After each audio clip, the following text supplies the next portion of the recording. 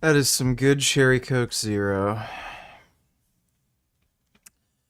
What's going on, everybody? Congratulations, Travis. You are first.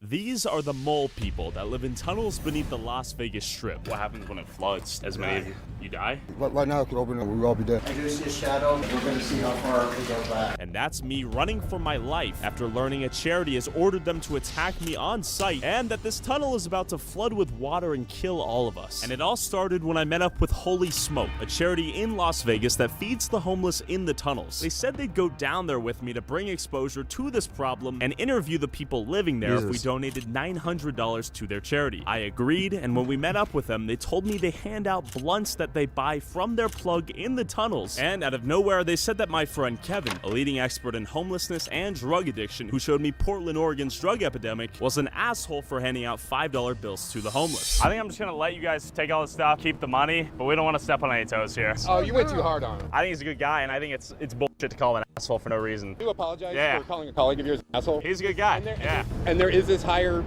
mission, like you say? Yep. You know, to highlight this thing. We could put it beside my antisocial faux pas right there. No, I get it. It's a difference in philosophy, but maybe it's a difference in our philosophy too. And you guys do your thing and hand out the blunts, No, but it's like, yeah. it's not about the weed. Yeah, but we front load the conversation with calling the one guy who we've done a video with an asshole and a piece of shit. I wish you guys the best of luck. Please accept the donation kindly. If our goal is to highlight the issue as it is, then maybe we bring out our friend Kevin. So I put Kevin on the next flight to Las Vegas, went back to my hotel, and got these texts from Holy Smoke. Hi Tyler, this is Paisley from Holy Smoke. I understand that you intend to go into the tunnels without us or another local organization. I just wanted to inform you that that is a very bad idea. Not only will you not get the truth, at best, you will be run out. I wanted to warn you that we had 2 encampments that expected you guys, and when you weren't with us and we said why, I wonder what you said. And they said, so if they show up, would you get in trouble if we fuck them up? If they're not with you, they're not welcome. $900 donation to Paisley and her organization, and they put a hit on us because I don't want to film with them. We tried to give you an in, but it looks like you don't understand how to do charity work. Jesus, what the fuck? They encouraged homeless people to attack him because he didn't want to film with them. That is baffling. Willie Mack just debated Hassan and it was glorious. He absolutely clowned on him. Hassan was getting roasted so hard. Oh, damn. I might want to watch that. Might not have enough time to stream, but I'll try watching that. That looks hilarious. Thanks for that donation, Darth Putin. Was painting ceilings yesterday, going to the store on my e-bike to get toilet paper. Well, that's sick. 350-watt motor, but it moves. Well, 350 watts are 350 watts. It's not the most powerful motor, but, you know. 350 watts is quite a bit of output, especially if it's continuous and not peak. If you were to try to maintain 350 watts, that'd be pretty difficult. So that's a fair bit of power. That is a really weird charity. Just giving weed to the homeless people. I don't know what the deal is with that.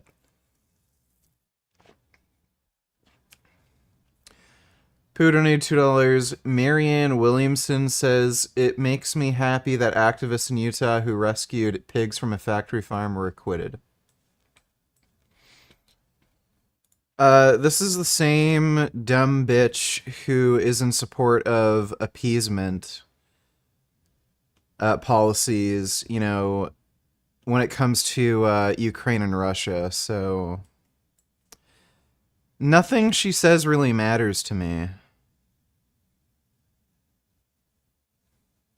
I find animal cruelty intolerable. I find animals like children, like the earth, part of collateral damage of unfettered capitalism. Yeah, whatever. Thanks for the donation, Pooh. I'm advising you to not go into the tunnels. They will not welcome you or anyone else not associated with the charities they trust. I'm just telling you the reality that our folks don't want to be documented and without prior consent and knowing exactly how they're going to be portrayed. It's called scripting, something we don't do. Kevin! We have a dilemma. We have a hit on us. It's not like that's going to stop us. Give me a break. I believe that this is a group that's extremely controlling, and they probably do this to everybody. But we're going down there to find out, are they actually getting the job done? You don't think we're gonna get killed if we show up to this? I think we're at higher risk. I think they're hiding the fact that all they actually do is hand joints to them and walk away. And I got my flashlight with me. And that's all we need. You know, the fact is we won't be able to use our cell phones, and it's going to be very, very dark. And the tunnels literally run under these casinos. There's something going down there that they don't want us to know about. So Big Lenny update. Let me see. Oh my god.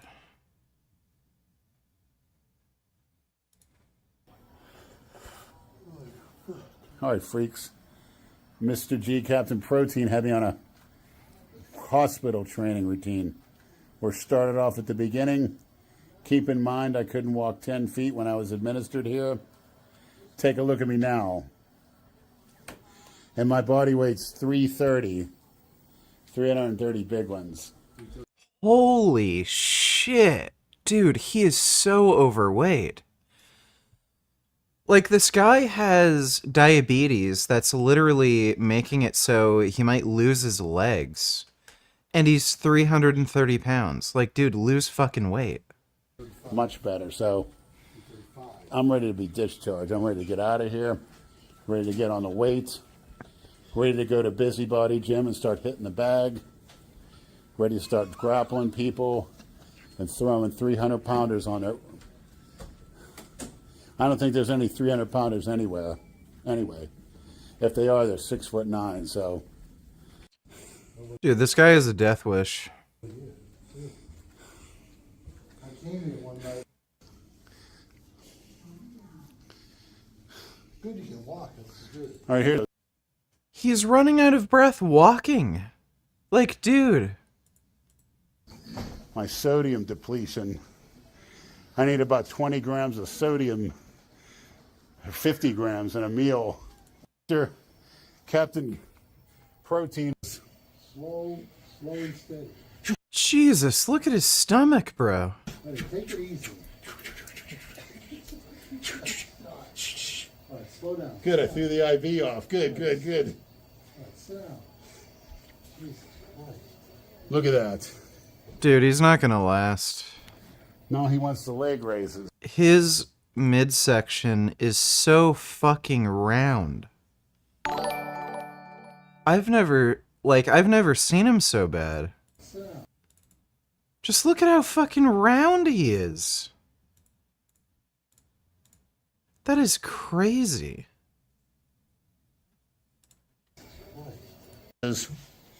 Cookies. You got a sugar high. I think you're all hyper for the sugar. What the fuck? You ready for the gym? That was 30. You ready for the gym? So that's my workout for today. That's pretty good. That probably moved some water around. That's probably going to help you. Sure You did. have to do that every day. Why don't they have you doing that? More of Captain Protein's workouts. He needs to lose weight, dude. Like, desperately. Holy crap. Son Goku don't need to tell others. Only weak pussies who can't lift say shit like this. Let me see. Hypertrophy, stop doing the bench press. Oh my god. Yeah, if your goal is to get a big chest, stop doing the bench press. Right, that's why my chest is so well developed, because I don't do the bench press. Oh wait, I do the bench press. You're just a fucking pussy. Right, so if you want a chest like this, bench. Here's a recent post from Rachel Ziegler about accusing Wayne as a cultist more he. I will take a look at that in a minute. Thanks for the nation, Wellmage. This guy's just a pussy who doesn't know how to lift. Start doing a dumbbell press for 3.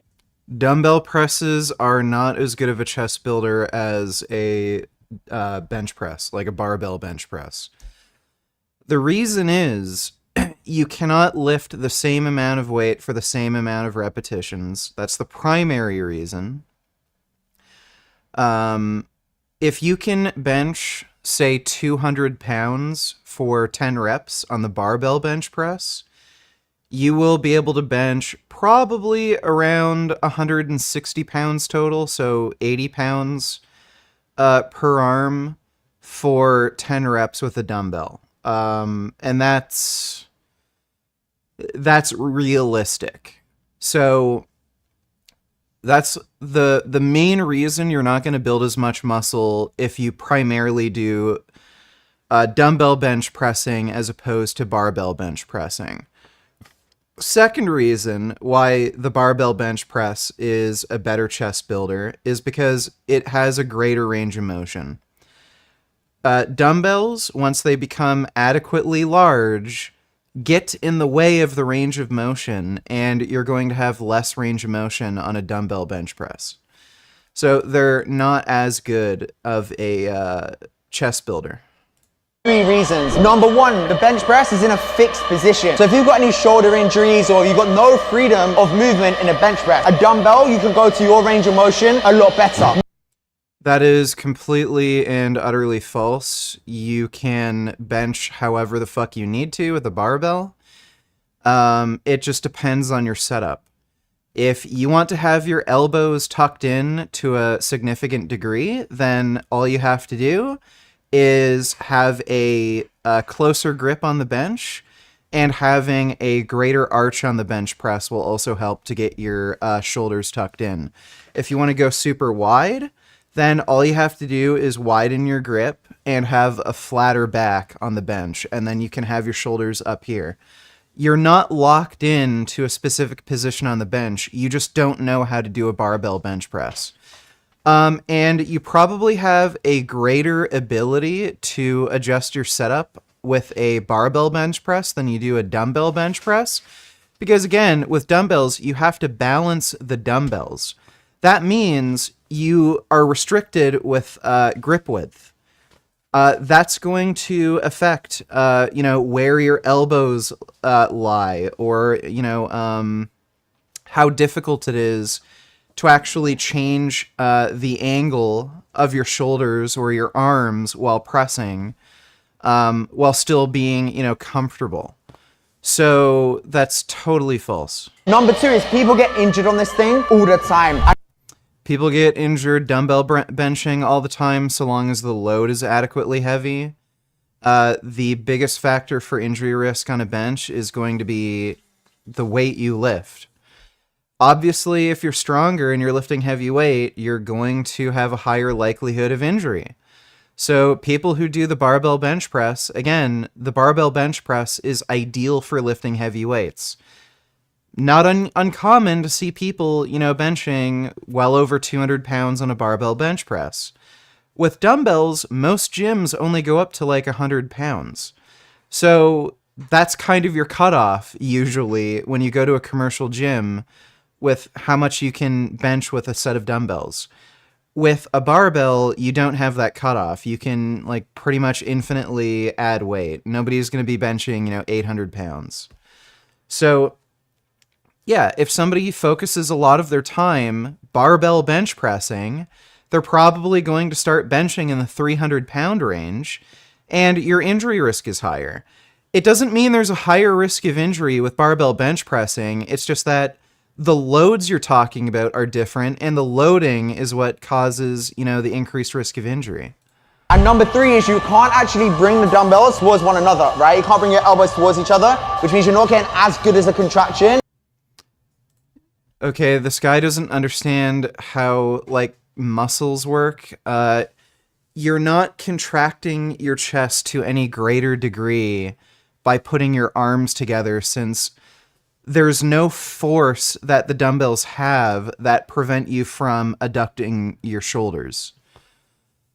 So that is totally false. Again, this guy doesn't know, physics. On the bench press. Instead, do the dumbbell press if you really want to gain progress, and make sure you follow me for more tips. This guy is a fucking pussy who just doesn't want to lift hard, heavy. Simple as that. What a fucking clown.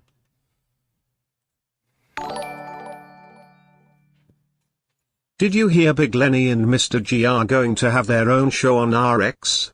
It will be training content, and they will also do other fun things together. Lenny wants to cut down to 240. Mr. G said he wants to take Lenny surfing one day, lol. Lenny needs to get to under 200 pounds. He's still going to be overweight at 240. He needs to be less than 240. So that is not an adequate weight loss goal. Didn't hear about Lenny going to have his own show.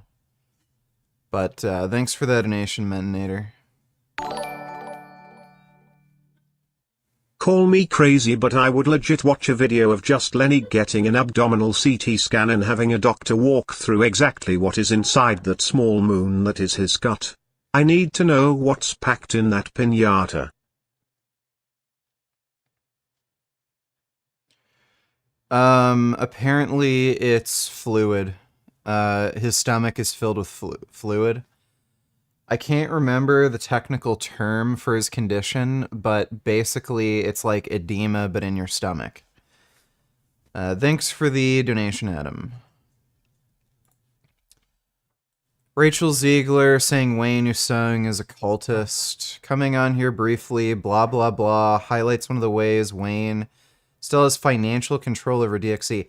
He's the fucking leader of DXC. No shit he has financial control over it. Friends, DXC nonprofit, despite not being involved in DXC animal rights, despite Wayne claiming that he left DXC in 2019. It's important that we can hold space, blah, blah. I don't fucking care. Rachel Ziegler's a fucking idiot. She's just a fucking weirdo looking for fucking attention. Yeah, this girl's just an attention whore. Why the fuck do you care what this fucking crack addict has to say? She's just an attention whore. Yeah, she's just talking shit about Wayne Usung because she wants attention.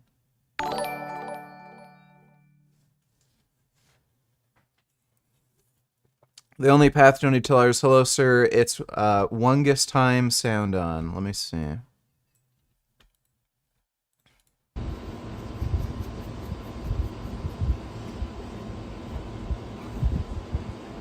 Wow. That's a nice little Wungus.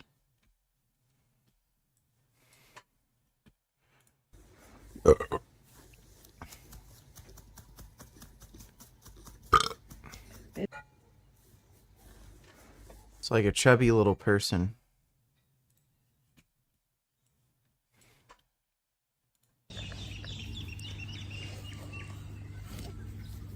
Those are some good little chub-chubs. Ramen is universal. Wow. Oh my god, I didn't know goats like ramen noodles. That's amazing. Very handsome. Let me see. Wow. Yes.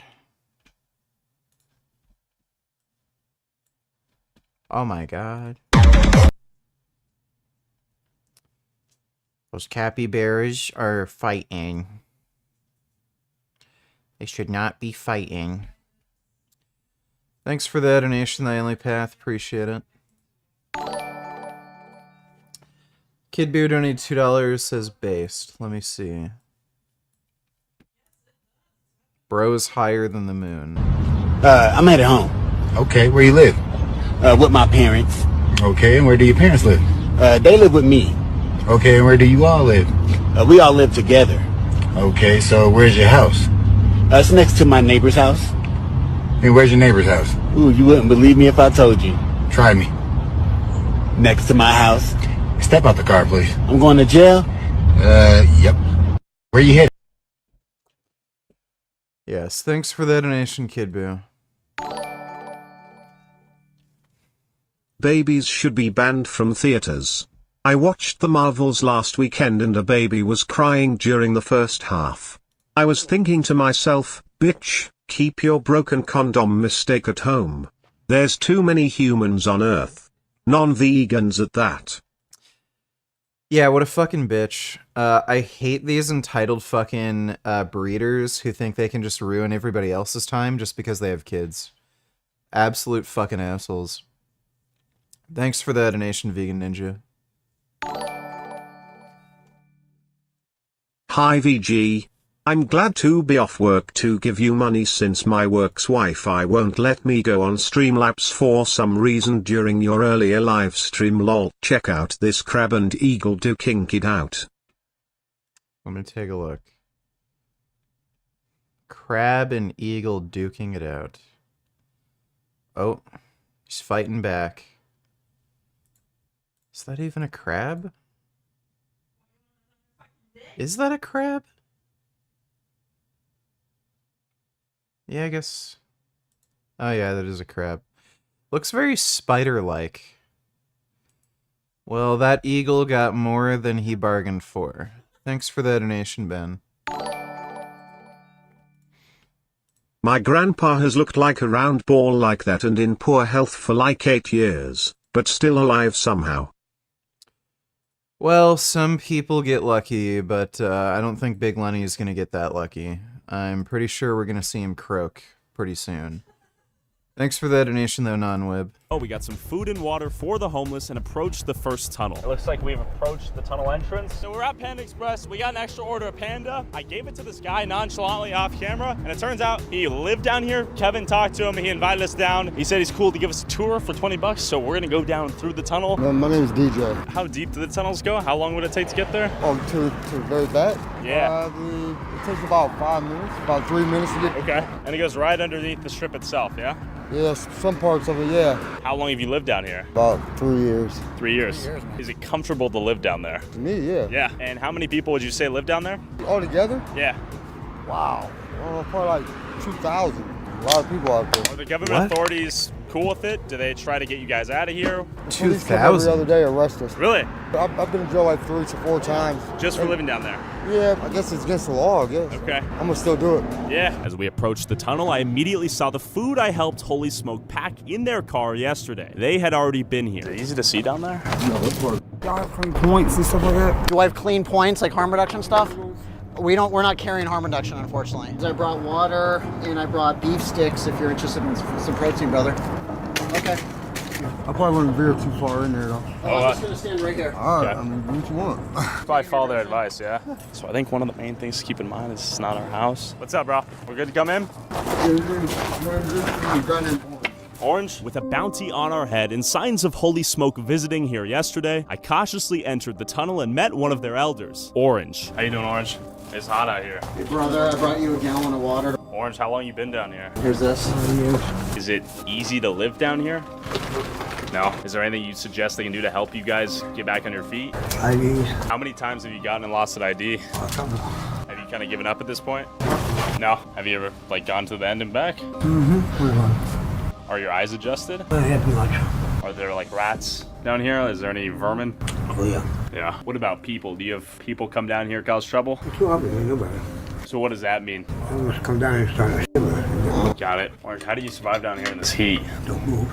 How often does it flood down here? Inside of the floodgate. What happens when it floods? Do you just have to get as many? You die? Yep.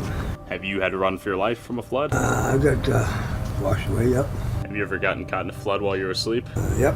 Yeah. Is that the city's way of saying get out of here, you think? Yeah, that way they kill us all. Don't like us. Yeah, it hurts the tourism. That's exactly what it's doing. What brought you to Vegas? I'm stranded. Yeah, dude, it's so crazy.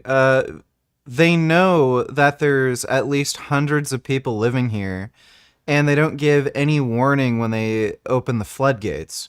So they just deliberately kill, like, dozens of fucking people, at the very least, every time they do it. You got 18 minutes. Is it safe to go to the very end?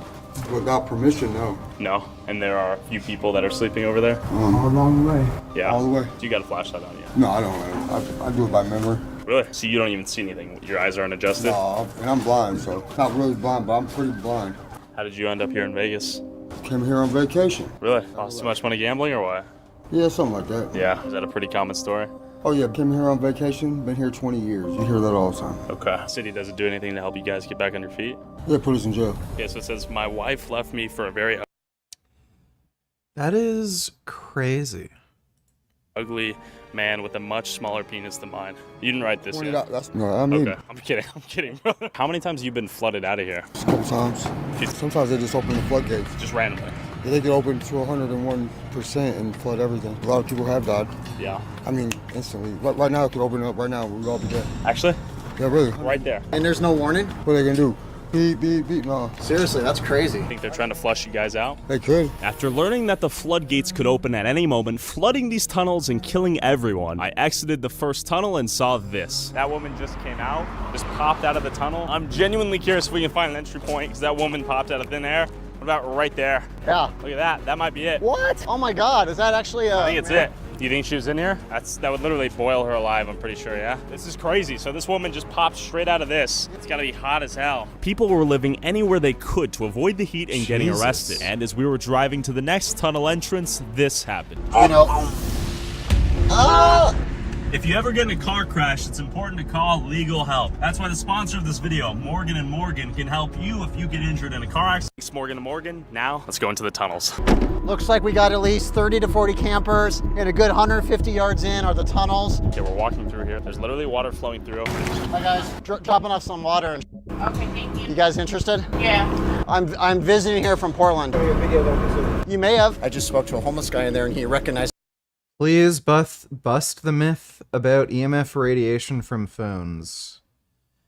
I've said this a billion fucking times. It's non-ionizing radiation, and it doesn't have enough energy output to raise the temperature of water.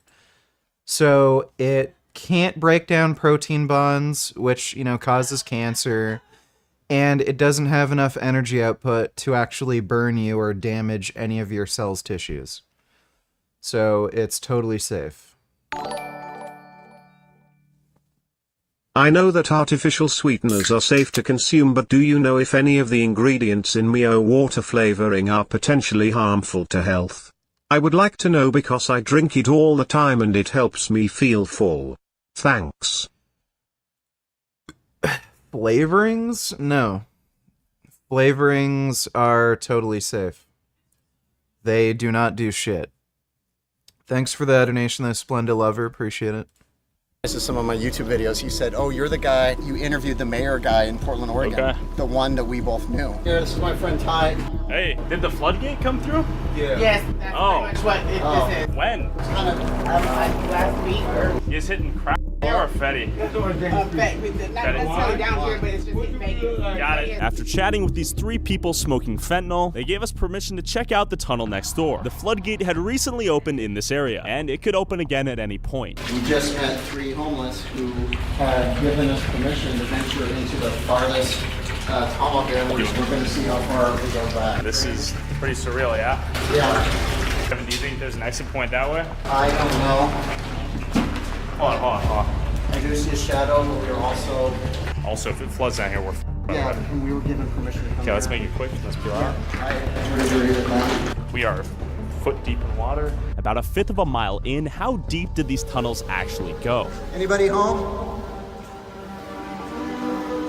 Hello?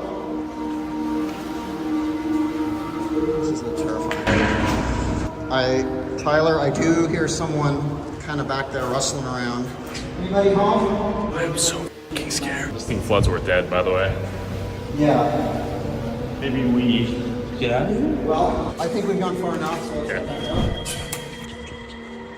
That was spooky, I gotta say. After hearing someone in the distance, we left the tunnel and began walking to the other side of the channel and met this guy looking for a needle on the ground. Question for you, is it safe if we were to walk along here? I wouldn't go to the right side. And I wouldn't be on the left side because of the right side. I'd stay over here. Truly people dying here.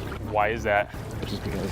Okay. I don't know what causes it, but some people just want to kill people that are just like standing out. Are they armed? Yeah. Good to know, man. Yeah, this does feel a little sketchy. There's definitely a lot of mistrust. The right-siders are watching us. We're gonna head to the next tunnel. After walking across the safe side of the channel, we saw people in the distance near the other tunnel's entrance and cautiously approached. Please do not get shot. Before I knew it, Kevin used his charisma and beef sticks to earn a safe passage into the tunnel. He invited us in to talk really. Okay. Just between you and I, this is a little dangerous. Okay. And I soon met one of this tunnel's leaders. I'm here with Roy.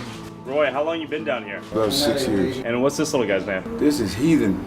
So how did you end up here in these tunnels? My mom died. I wound up in foster care. I got out of prison November 17th, 2017. So I hopped on the bus and I stopped at the bus stop across from Jack in the Box. Yeah, and here we are. And is it safe down here to live? Except for during rainy season. So when the rainy season comes, the floodgates open, you get drowned out of here? And do you want to get out of this tunnel?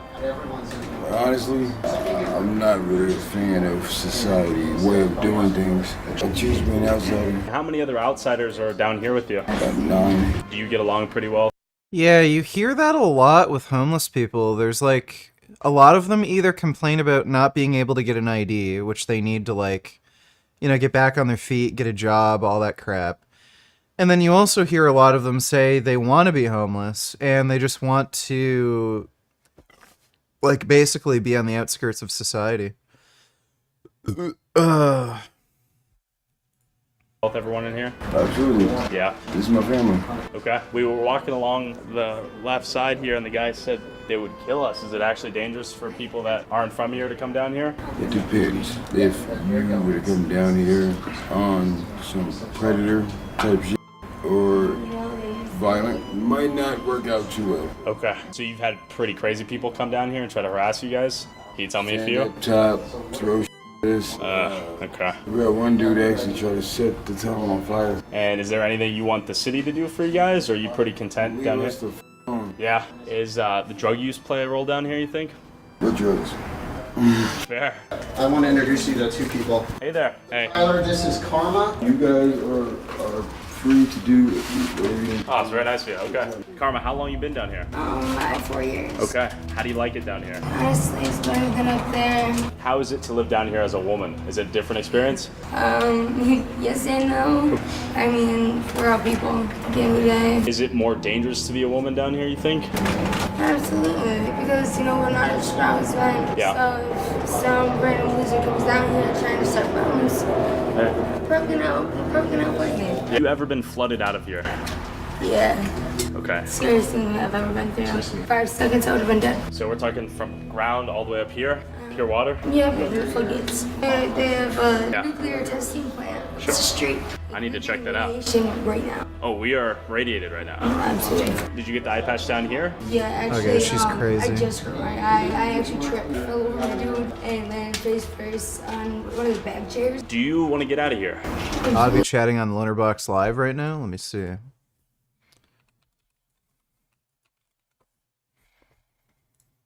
Surrounding this conflict. And by the way, like certain usages of buzzwords on the other side fall prey to this too.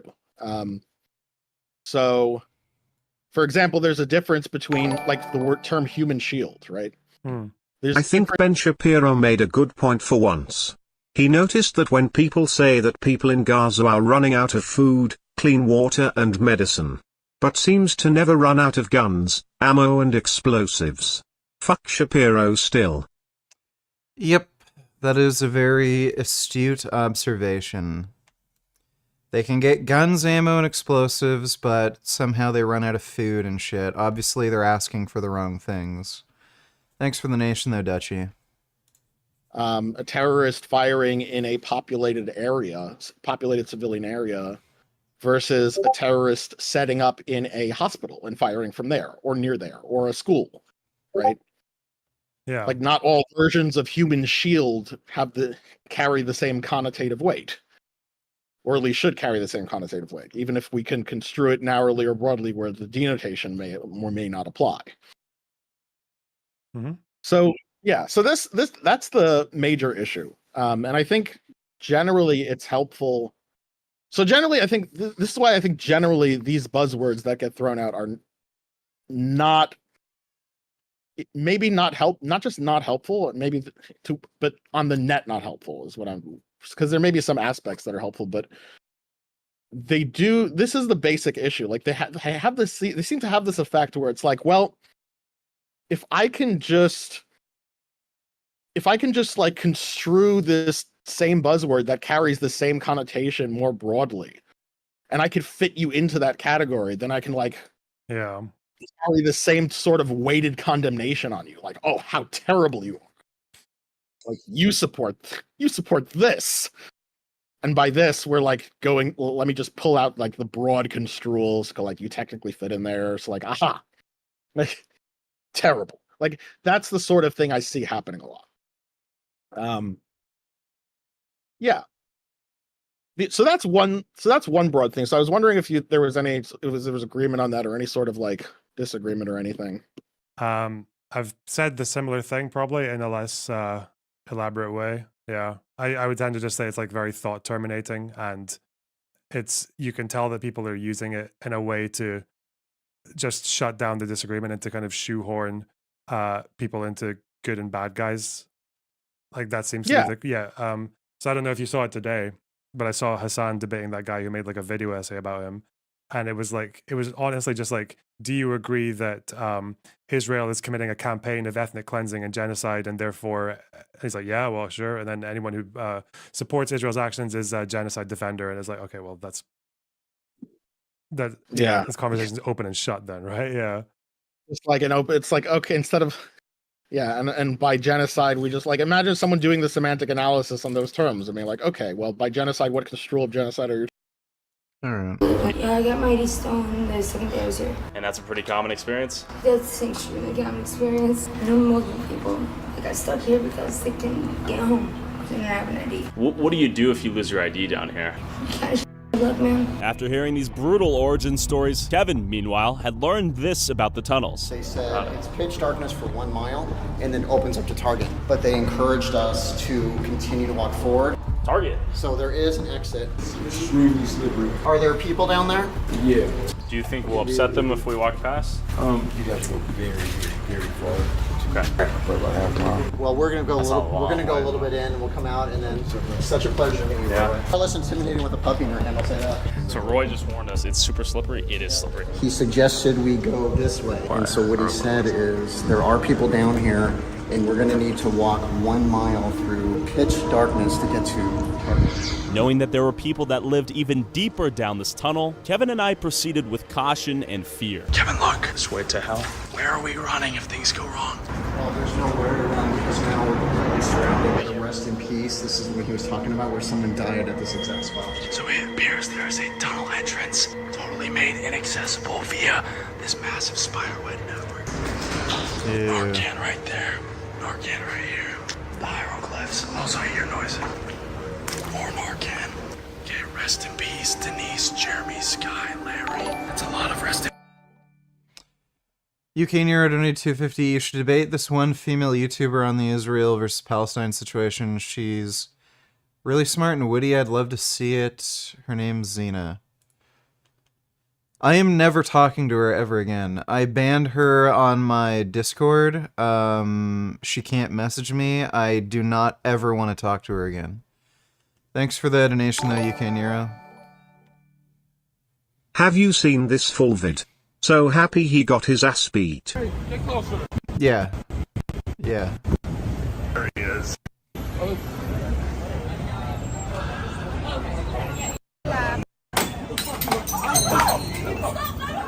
Oh no.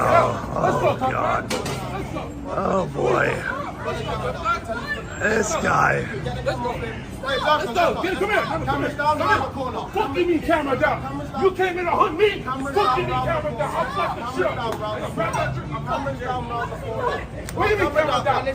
You came in for this. Who the fuck you hunting? Who you hunting? Huh? You come here for me. Get the fuck out of the car. Now put the camera down and let's go around the corner now. Let's stop playing games. You want to freeze? Sit. Get the fuck out and finish. Coming. One shot you. Chill, boys. Hey, chill. So you can show me your bro. Hey, chill, boys. Oh, boys.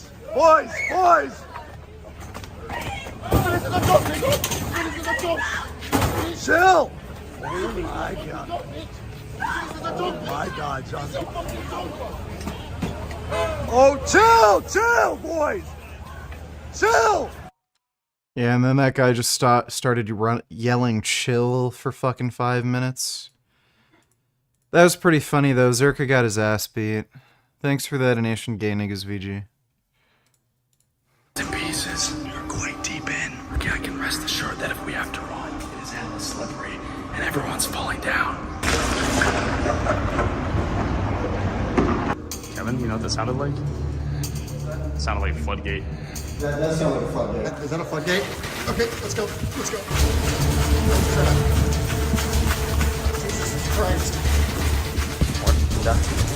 One. Alright. Is that a floodgate? Oh, I thought we were gonna die. I thought it was over. Oh my god, I was so scared. Yeah, we heard something. I thought we were gonna hit with the flood. Yeah, see it was.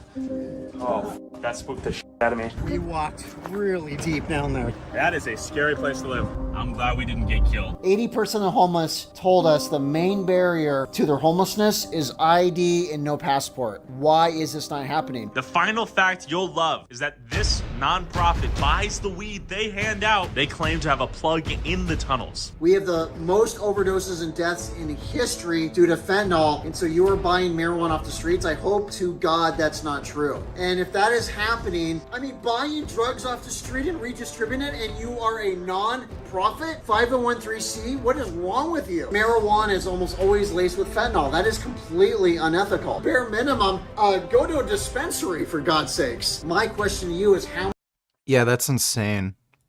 how many people have overdosed and died because of this? If you're doing this, you got blood in your hands, brother. Also, whoever has the most viewed TikTok or YouTube short using a clip from... That is insane. That nonprofit, no wonder they didn't want to film with him, because he would have asked where they get their weed. Fucking whack jobs. Alright. Let's see. I think Sv3rige made 2 videos. Let's watch the Eugenia Hey, guys. Cooney one first. A lot of you want me to review some videos by Eugenia Cooney, especially in the last few months. The reason I hadn't done that yet is because it's so hard to talk about a lot of topics on YouTube because of the heavy censorship. I'm still going to do it today. I'm going to be very respectful. The video we are going to watch is called The Psychology of Eugenia Cooney. Whilst Eugenia is known for her incredibly thin physique, there's something even darker going on beneath the surface. To be able to understand what's really going on, we need to go to May 2013, which is Eugenia's first public video on YouTube, where she shows off some of her favourite... Back then, which is 10 years ago, she already looked underweight for sure, but she was actually alarmingly underweight. Of course, some people may have believed that she just didn't eat enough in that period and that it's just a phase. At the start, you may have not been able to tell what's going on. outfits, and it is clear that she's very thin. In these early videos, Eugenia comes across as quite a bubbly character, and she's fairly articulate in her speech. This is what I wore on Saturday, so I have a bodysuit on with this fringe jacket. Keep in mind... Right, back then when she was around 19, her speech was more or less normal. The thing that people don't talk about when it comes to her is that when you starve, your organs also starve, which means that your brain also starves. Your brain is made out of fat. When you have no body fat left, it literally means that there's also not enough fat left in your brain. The brain is, of course, the organ which tries to keep the fat the most. You will lose fat everywhere, and you will only lose the fat in your brain at the very end, and that's when you actually die. Does anorexia lower brain mass?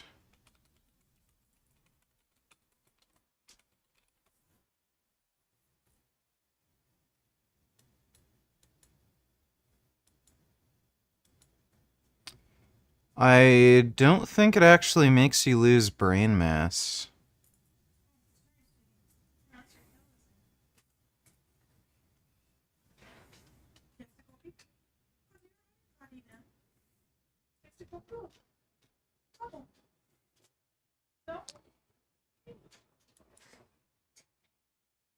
People with anorexia lose weight everywhere, including inside their brains. Their overall brain volume drops and parts of the brain thin.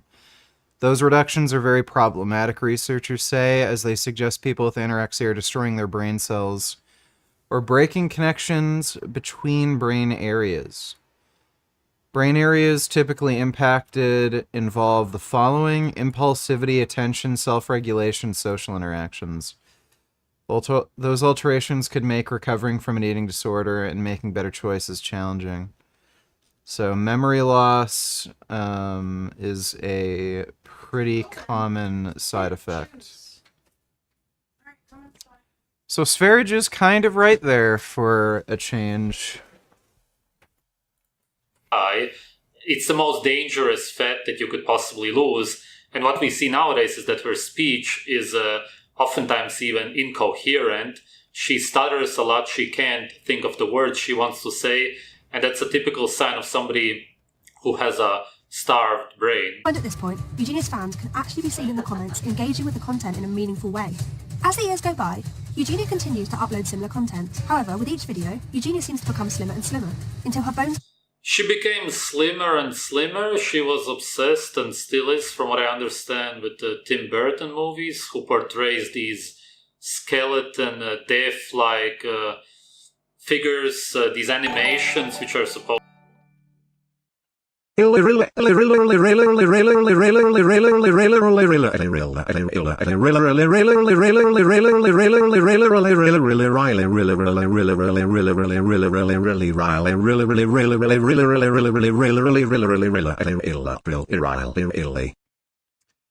you for that, Cortez. Appreciate the donation, sir. supposed to portray death, which is exactly what she is imitating. She's trying to portray this death-like, pale, skeleton-like figure, which is why people are so shocked by seeing her videos, especially for the first time. But even if you watch her for a while, it never really gets better. ...can be seen, and fans begin to flood the comments with their concerns for Eugenia's mental state. In more recent years, fans have noticed that the weight loss has taken a real toll on her physical health. Some have pointed out that her speech has got higher in pitch and squeakier, and that she seems to struggle to articulate Yes, that's a very typical sign when you're starving. what she wants to say. Some people are really good at finding private info, and that's true too, James. Some have also pointed out that her legs are red in colour. Eugenia, your knees are purple. Don't worry, guys. I think my knees are fine. Sorry if they look a little purple to some people right now. Eugenia has also been observed to be having some sort of seizures whilst on her streams, which she actually denies. I move my arm and then I'm having a seizure to some people. That's another thing people like to say lately, is that I'm having a seizure, which I definitely have not had any seizures on stream. So, what has Eugenia said about all of this? In the early days of her internet career, Eugenia does not really address her slim appearance so much. However, in a YouNow clip from 2016, Eugenia tells fans that she's naturally skinny, and she denies being unwell. I'm just kind of like naturally like this, I guess. Like, here they are, another MC Horseface saying that is not natural and that I'm sick. No, I'm really not. I don't know what your problem is. She seems really happy when reading out comments from fans telling her she looks very thin. Why am I so skinny? I guess this is just me, something. Yes, it's... This carnist made me wanna punch something. Please hate watch this, for my sanity. Don't you dare touch me. Animals are being murdered. I'm putting to gas for you. How does that make you feel? How does that make you feel? You're a coward. Okay, we're paying for rape. You can't even look at the screen because you're a coward. You paid for this mother cow to be raped. Don't touch the screen. Don't touch the screen. It's coward. Do you think intimidation is good? Away from the screen. Are you that triggered? You're now putting that away right in my back. Yeah? Microphone, that's You're what in my happened. You're not even looking. I know what I'm eating. Doesn't bother me. What are you trying to prove? Doesn't bother people. Most people are compassionate, kind, they don't stand for abuse. You're not. They know what they're doing. No, they don't. Are you a baby cow, bro? Are you a baby cow? Is he a baby cow? Do you understand that you're a human and not a baby cow? You can't answer. I'm not weak and pathetic. Whatever. Like, look, if somebody isn't willing to engage with you intellectually, what's the point of even, like, wasting time? If you're doing activism and you have people like that heckling you or harassing you like this, just get a squirt gun. Get a squirt gun and go squirt, squirt, squirt. That's all you gotta do.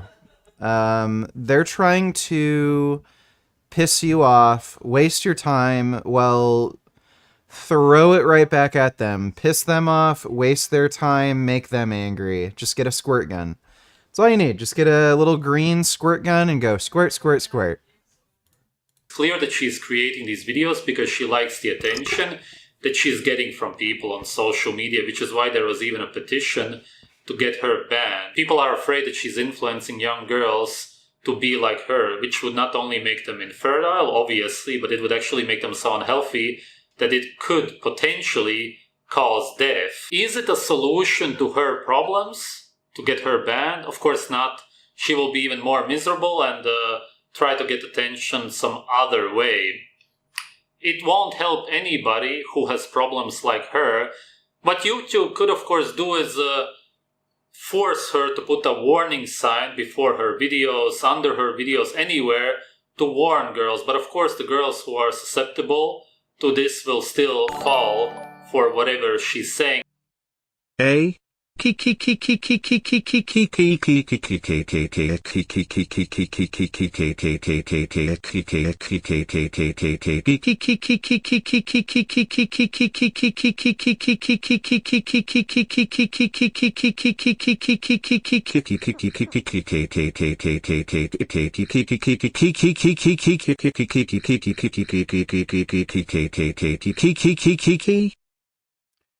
Thank you for that, Cortez. Appreciate the donation, sir.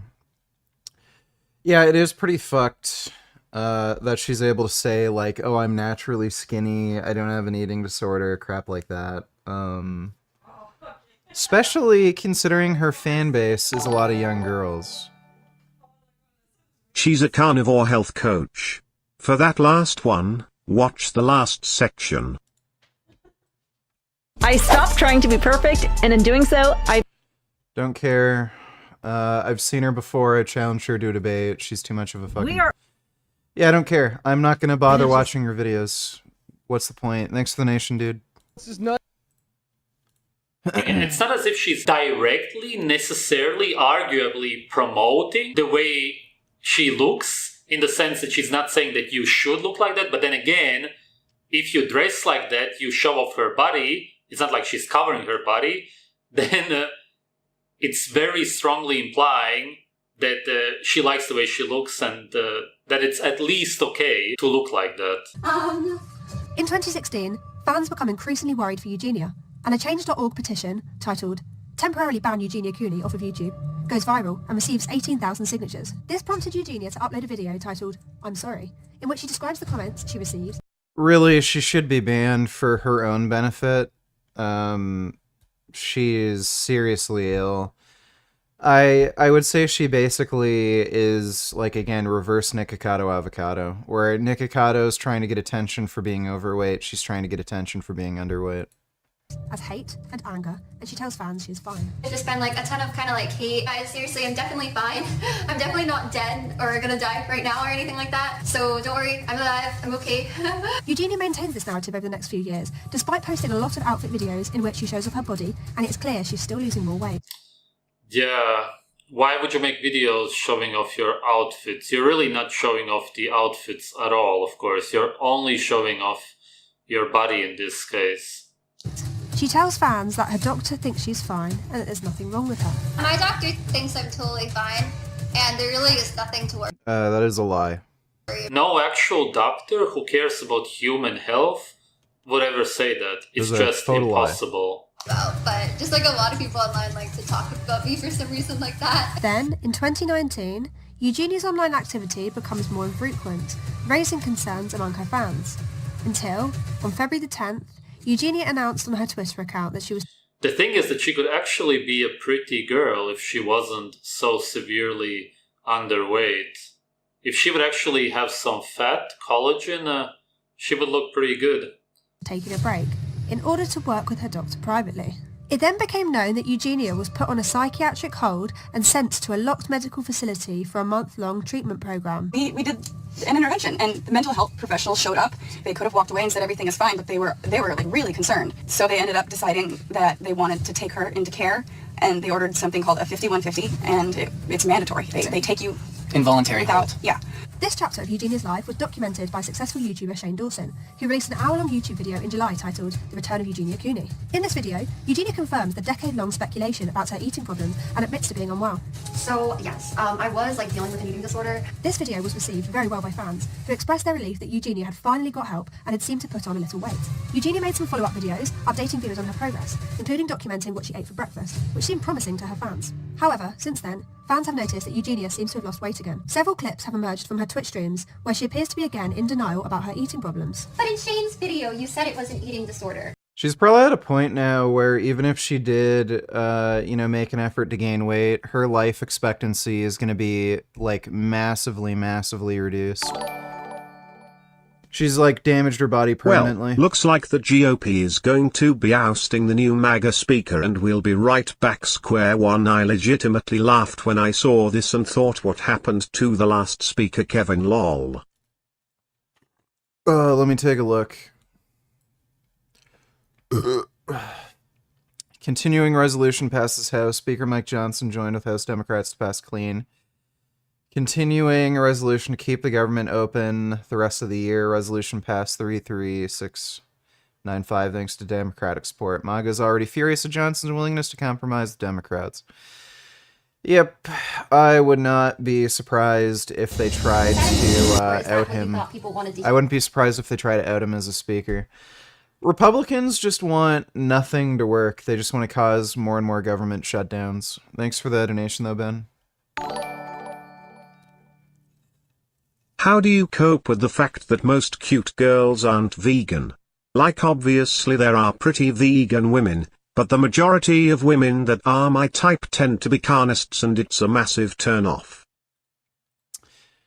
Well, you just have to punish them by wearing 2 condoms so that sex is joyless and without any sensation. Thanks for the donation, though, the Rizzler. Appreciate it. Here. Maybe I didn't use correct terms. When I was like gone, like I wasn't told really specifically, like you have this problem. But didn't you say in the Shane docs that doctors were surprised you were still? Yeah, because they were doctors that weren't really that familiar with me in the past, guys. Like they were kind of new doctors to me. Going back to when you came back in 2019 was a Twitter statement about, yeah, that was all scripted, like literally. It was like written for me. Yeah, I was like literally told exactly what to say. Overall, Eugenia's attitude towards recovery and getting help. Dude, that is really bizarre. Now she's like doing this weird cope thing where she denies that she has an eating disorder. Well,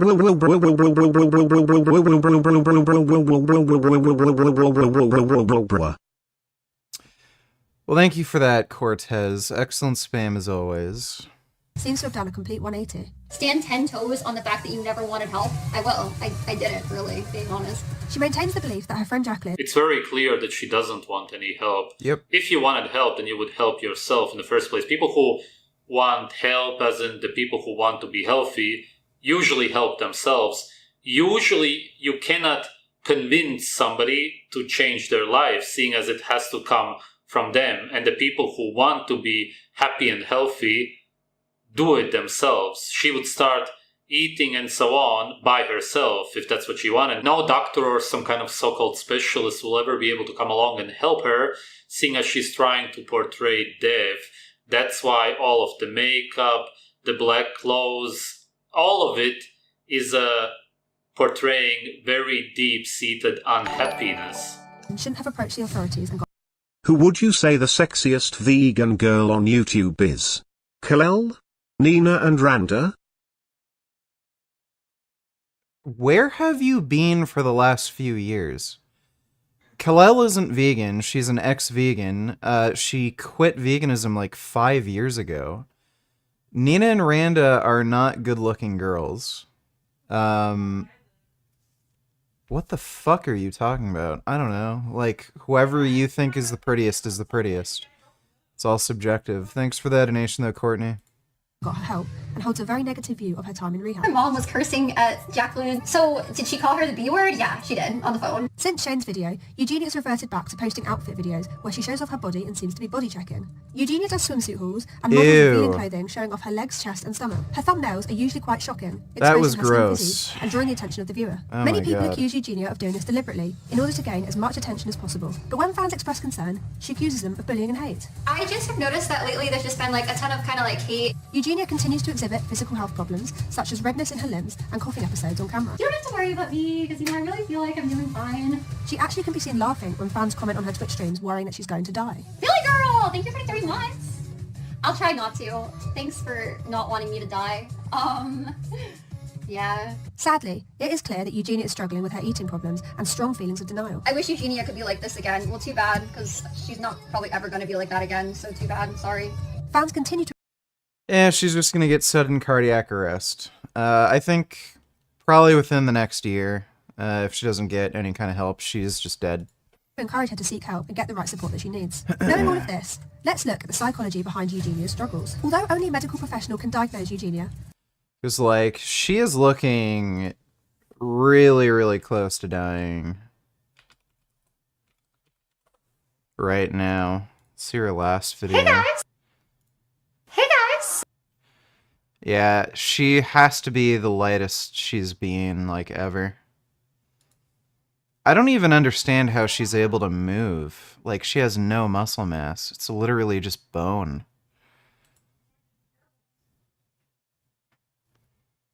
Dude, yeah, I've never seen somebody so skinny, bro. Just total bone. Yeah, I've literally never in my life seen somebody with so little, like, actual tissue Sing on their this as body. Sv3rige. Please sing the entire song. I'm paying the 15. Throw in some hey-hes for good measure. Alright, we can do that. Thanks for the donation, Goatus in prison. Oh, give me a second.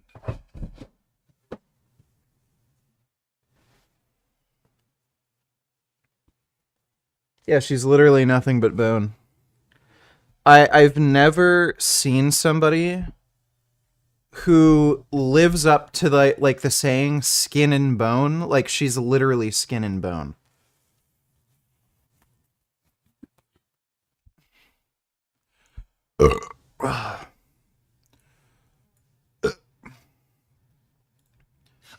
Baby, I'm preying on you tonight. Hunt you down, eat you alive. Just like animals, like animals. This is how people are supposed to think.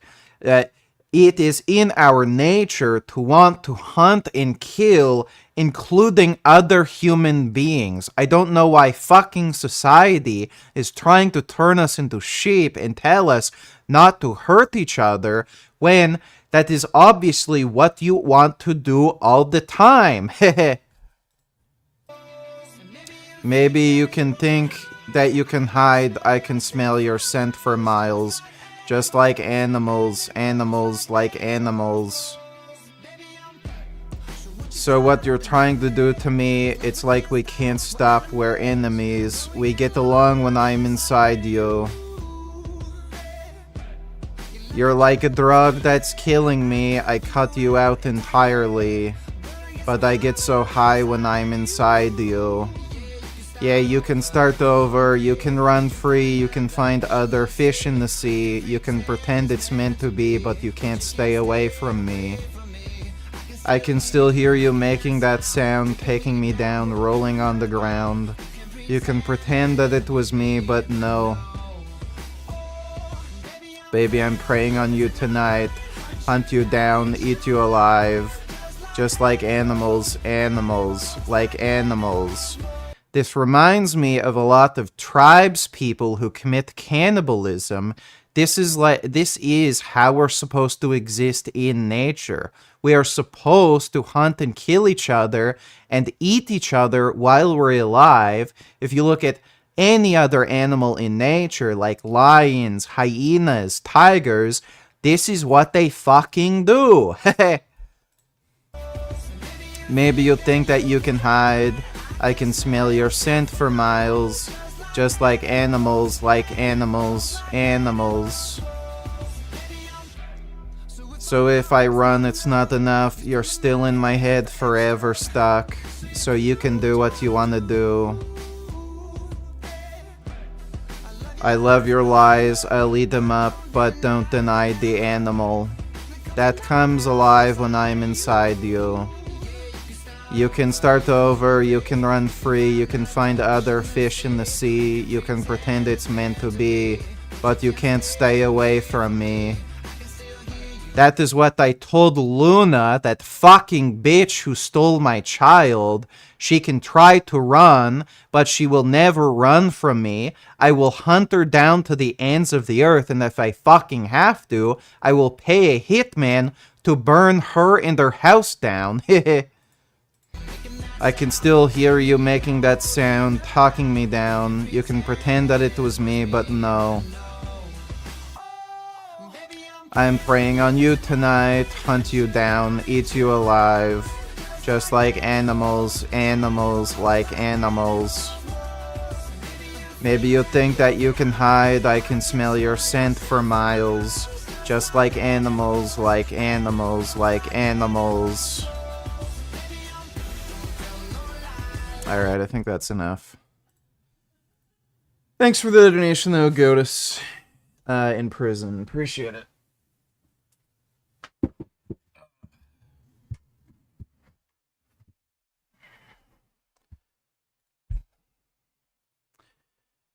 Yeah, so I don't see her living much longer, given how she looks.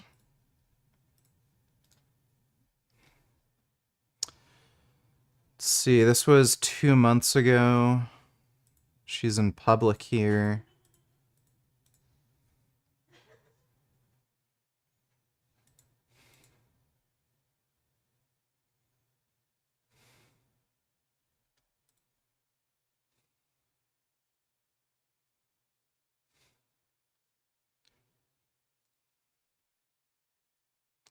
So this was 5 months ago. Dude, her mom is just sick in the head.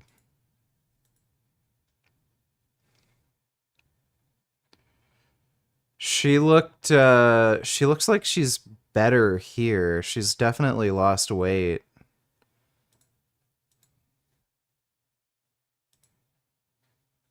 Even though she looks horrible, she's definitely lost weight since this video 5 months ago. She already looks like she's about to fucking die. Yeah, her mom is seriously fucked in the head. I think she's like retarded or something, like actually mentally disabled. Yeah, if she gets Rona, she is fucking toast, dude.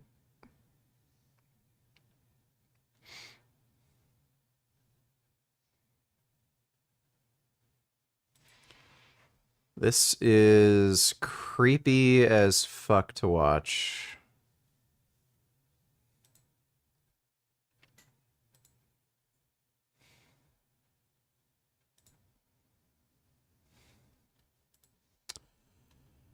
So yeah, she's pretty much done for. It seems that she still struggles with the eating problems that she was treated for back in 2019. To understand what's caused this prolonged and difficult battle, we need to look at her childhood, which was pretty lonely. Eugenia reportedly didn't have many friends and was often the victim of bullying at school, which caused her to switch schools multiple times and later be homeschooled. I switched schools a couple of different times when I was in school because I just had a lot of... She was bullied in school and now she's creating videos which will only provoke negative attention, which means that a lot of the people who will watch her videos will bully her, not necessarily. What I find funny with the GOP's after Pelosi left, motion to vacate used to be a team vote but now it's only one.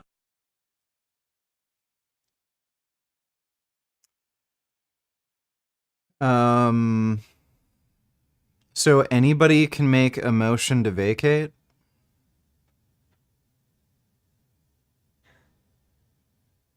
Okay, that's interesting.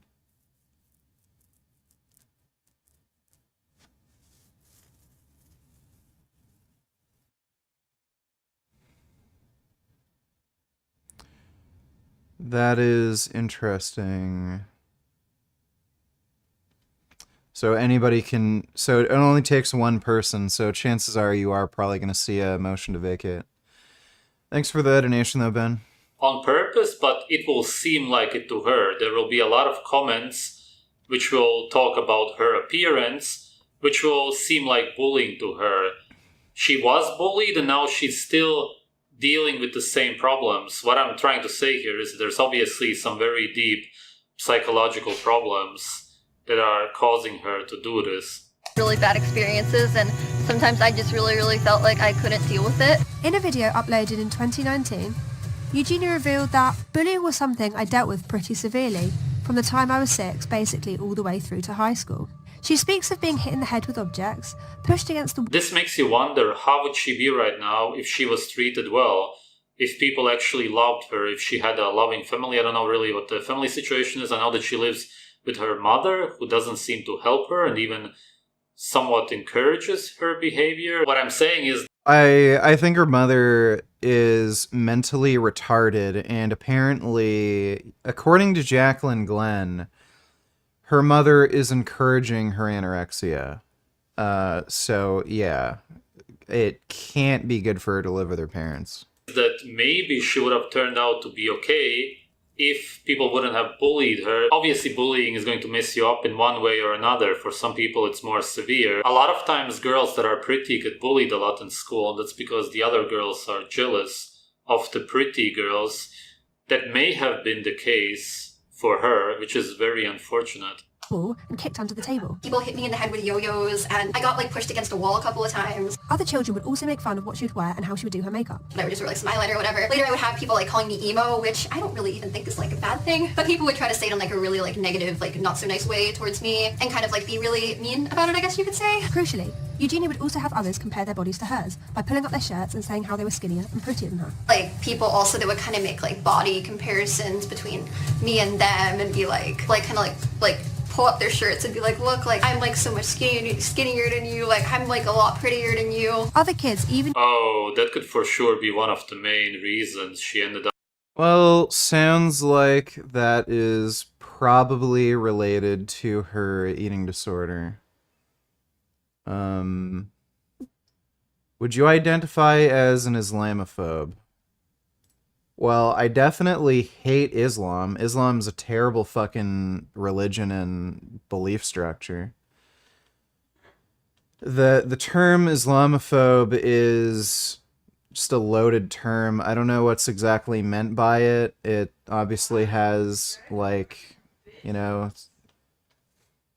social and political, you know, things attached to it. Stupid question to ask. Up like this. As a child, you're so impressionable, which is why if somebody pulls up their shirt and says that they are prettier than you because they are skinnier, then it's going to impregnate your mind. It's going to make you believe that you need to be skinnier to actually be prettier than the others. And if you already get bullied because of this, then it can only end bad. Used Facebook to call her ugly and laugh at how pale she was. Saying like, oh my gosh, like Eugenia is so ugly. She's like Casper the Ghost because I'm like really pale. Eugenia has said that these comments and comparisons have built up over time and started to affect her, and her body confidence was pretty low during this time of her life. If anything, I probably didn't really feel the best about myself, especially like when I felt like I constantly had people saying some not so nice stuff to me. Eugenia has said that children would gang up on her in school and turn against her. For this reason, she began to feel like there was something wrong with her. Eugenia pursued modelling for a brief time in New York. However, after being asked to remove her online presence and feeling over-controlled, Eugenia decided to instead focus on her online career. Eugenia has also said that in school, other girls would tell her that Yes, it does look like she was pretty. If she wouldn't have destroyed herself like this, then she could have maybe ended up being a model. Who knows? she would not succeed as a model, and that she was not pretty enough, and did not wear the nicest of clothes. She just kind of randomly told me one day, she was like, so you want to be like a model, right? And I was just kind of like, yeah, I guess. And then she was like, well, you can't do that for two reasons. Number one, you're not pretty. And number two, you don't wear pretty clothes. It is clear that the bullying Eugenia faced from a young age impacted on her self-image, and it's likely to be one of the factors in developing the eating problems. I think like with bullying, it really can kind of like lead to like eating disorders and self-harm. I'm not trying to say people are causing the problems. It can kind of like contribute to like depression and anxiety and a lot of mental health problems. So now we're going to look at Eugenia's family in order to get a better idea of what her upbringing was like. Fans have expressed their concerns over the years. You know, this might be a, I don't know, weird take, but I don't like Eugenia. I think she is an extremely unlikable person. She's manipulative. She's fake. She basically lies on camera and acts like she puts on an act, clearly. So I don't know if some of her bullying is kind of like her fault to some degree, where she is just a manipulative person that has a fake personality and it rubs people the wrong way. So I don't know. I don't know what the whole story is behind her bullying. I don't even know if she was bullied. This might all be a bullshit story that she's making up for YouTube views, because, like, again, she's extremely manipulative. Just look at all the content she's made, like denying her eating disorder, claiming that she's fine, lying that her doctors think she's okay, she's naturally skinny, like all the crap that people send her about, oh, I hope you get help and everything. like she's trying to bait people into making comments like this because she wants to get those sorts of comments. So I don't know if I can trust any of this. Like, I just don't know if the bullying is actually real. And I mean, just look at how she tells these stories. She's laughing and giggling while talking about how she was being bullied and people, like, literally physically attacked her. Is it normal to, what you would expect if people were, like, somebody was telling you about a story of them being bullied? They're gonna, like, be serious. They're not gonna be laughing and giggling about it. Like, yeah, when I went to school, like, people used to throw objects at me and, like, start fights for no reason. Like, I don't really buy it, so I don't know. I can't trust any of these stories. I at least would be skeptical and not just believe it for no reason. Anxiety and a lot of mental health problems. So now we're going to look at Eugenia's family in order to get a better idea of what her upbringing was like. Fans have expressed their concerns over the years about Eugenia's mum. In a live stream during 2020, Eugenia asks her mum's permission to go upstairs and collect her games console. Is my Switch still upstairs? Can I, like, get it? Some fans have pointed out that Eugenia is an adult who still lives at home, doesn't drive, and seems to have to ask her mum for permission to do simple things like this. I've never really, like, moved out before, so yeah. During Shane's documentary, fans were also concerned by the large metal bar that's put across the door to lock it. It's very heavy. Oh. Yeah, there's like a wasp one day, and I don't know, is there any more wasps? Oh, yeah. Some went as far to say that Eugenia is being kept locked up. Eugenia's mum has appeared in quite a few of her videos, and has also been known to film and take pictures for Eugenia. I have my light up Miku shoes on now I can move on. By supporting her online activity, in which she flaunts her slim physique in revealing outfits, many fans worry that Eugenia's mum is encouraging Eugenia's behaviours. Some speculate that she takes a percentage of Eugenia's earnings or receives gifts from Eugenia, and this is why she supports what Eugenia does online. 30% off. Oh, thank you. Whose is that? Oh yeah, she has some nice ones. That is pretty. Additionally, Eugenia's mum has made some worrying comments about Eugenia's size on camera. For example, calling her skinny mini and saying that she's not concerned about Eugenia's health. How is your mom okay watching you wilt away? She's not. My mom lives with me. She knows that I'm fine. I know she eats. She takes good care of herself. Exactly. See? Exactly. Happens to be skinny. But that's so strange. Her mom is literally mentally retarded. I'm sure she probably has an IQ like below 85 or something, if you were to test her IQ. If you look at her mom and the way she acts on camera, she's literally mentally retarded. Strange to say that as a mother, that she takes good care of herself. It's really strange. Skinny, but she does take Exactly. We're all different. But she does take good care of herself. Exactly. In one video, Eugenia also claims that her mum disapproves of fans worrying about her weight, advising Eugenia that they're bullies. She ignored chat. Yes, no, my mom's not concerned about my weight. No, that was their question. I've known her my whole life. I know her at work and her dog. This whole thing makes... Check out this amount of support there was in Washington, D.C. for Israel. And there was actually both Democrats and Republicans who unified their support shockingly. Israel, we in America have your back. America feels your pain. Well, the biggest lobbying groups in the United States are Israeli-owned, so you would expect bipartisan support. On top of that, like, it just makes sense. Like, both conservatives and Democrats don't like Islamic states, so it's not terribly surprising. It's a rainy day here in the land of Scots. Trials bike. And also, well done, you. Let me see this. Also, there's a front explode. Anyone can, but for me to use my. Oh, these are some Danny Mc.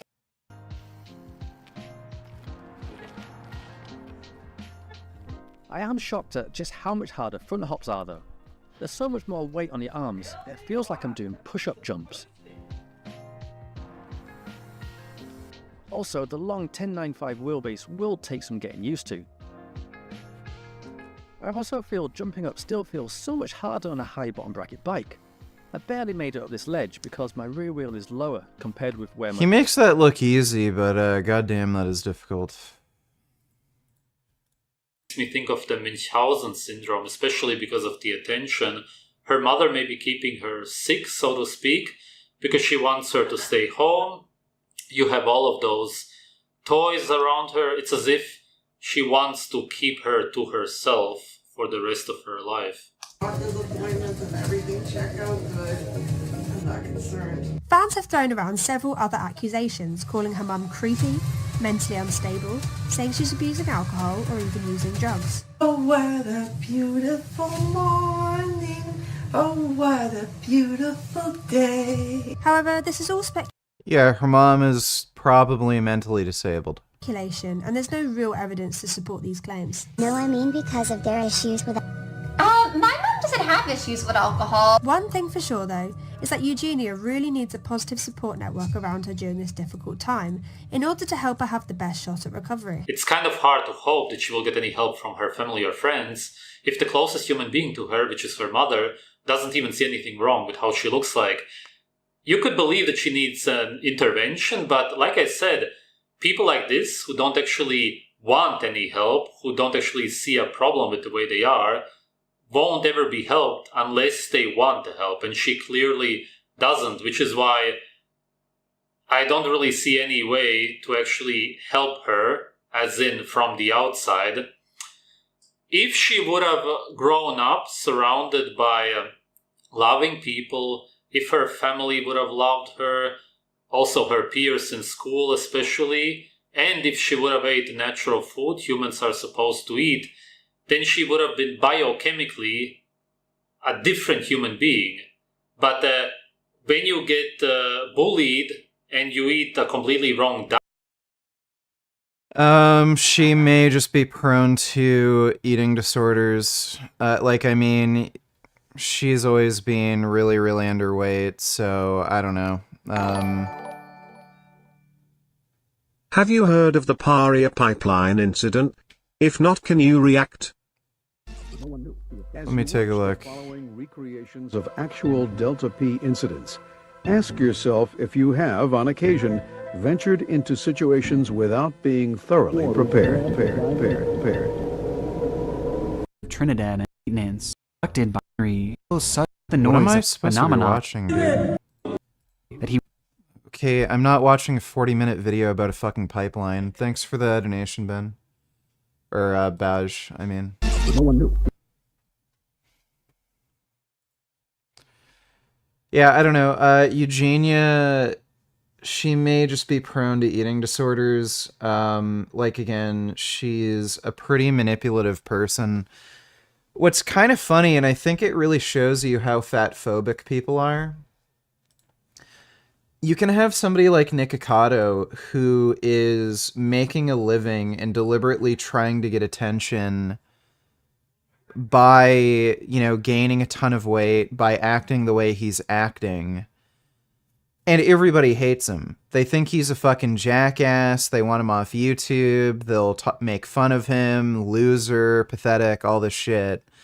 Then with Eugenia, who's exactly the same, she's just on the other end of the spectrum where she's anorexic rather than whatever the fuck you'd call Nikocado, opposite of anorexia. Everybody tries to give her sympathy, and it's like, okay, well, she's doing the same thing Nick is doing. She's putting an act, on camera. Acting nice, acting polite, so that she can get attention in a different way. Republican senator calls Teamsters boss a keyboard warrior and challenges him to fight in the middle of a Senate hearing. Bernie had to break it up. Let's talk about Mr. Print. But after you left here, you got pretty excited about the keyboard. In fact, you tweeted at me, 1, 2, greedy CEO who pretends frog in your mouth. We can be two consenting adults. We can finish it here.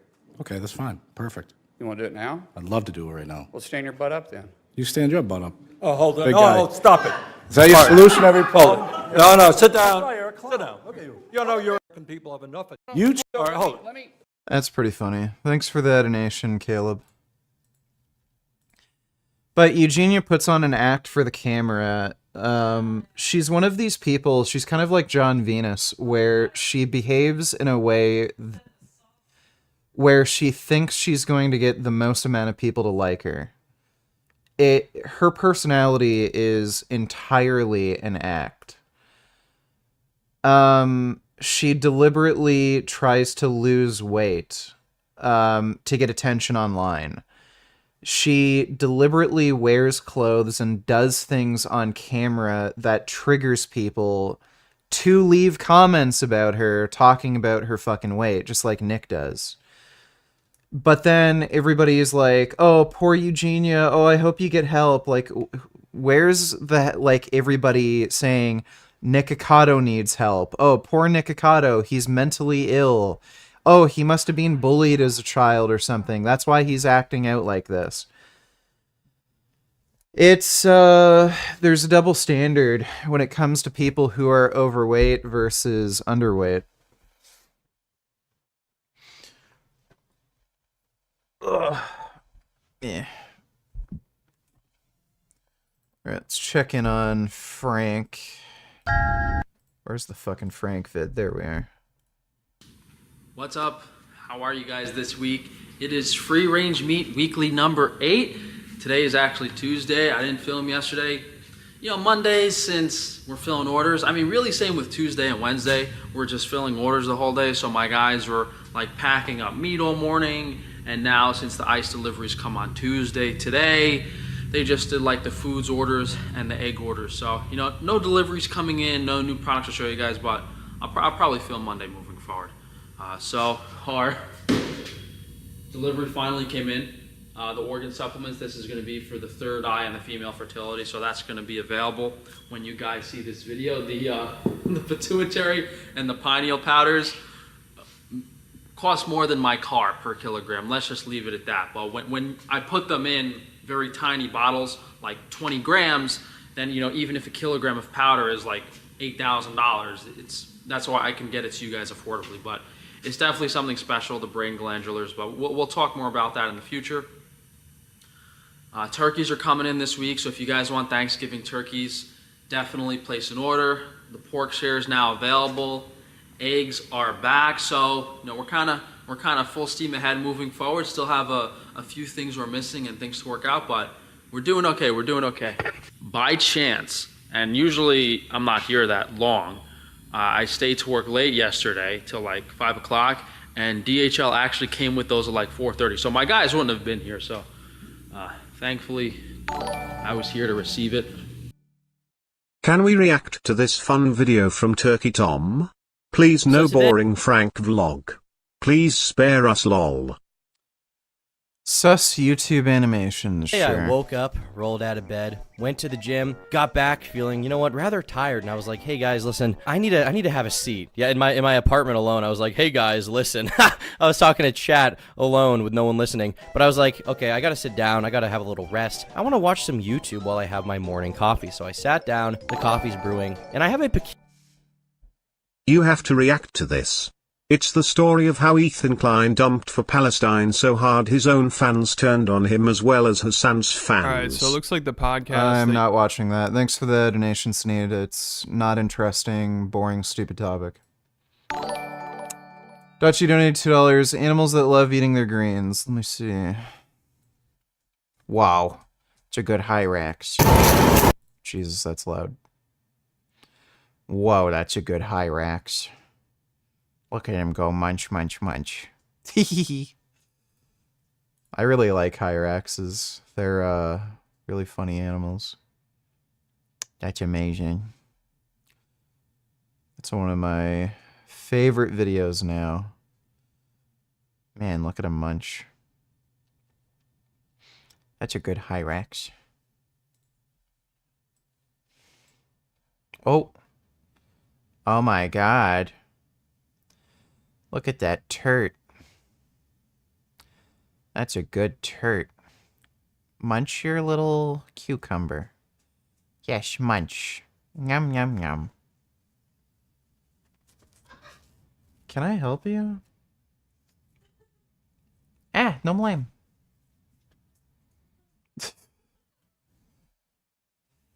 What are you doing? Oh. Is that a bear munching on lettuce? Does the bear want his lettuce? What? Hey, Jasmine, Mai wants something. Mai wants something. She's literally climbing on top of me.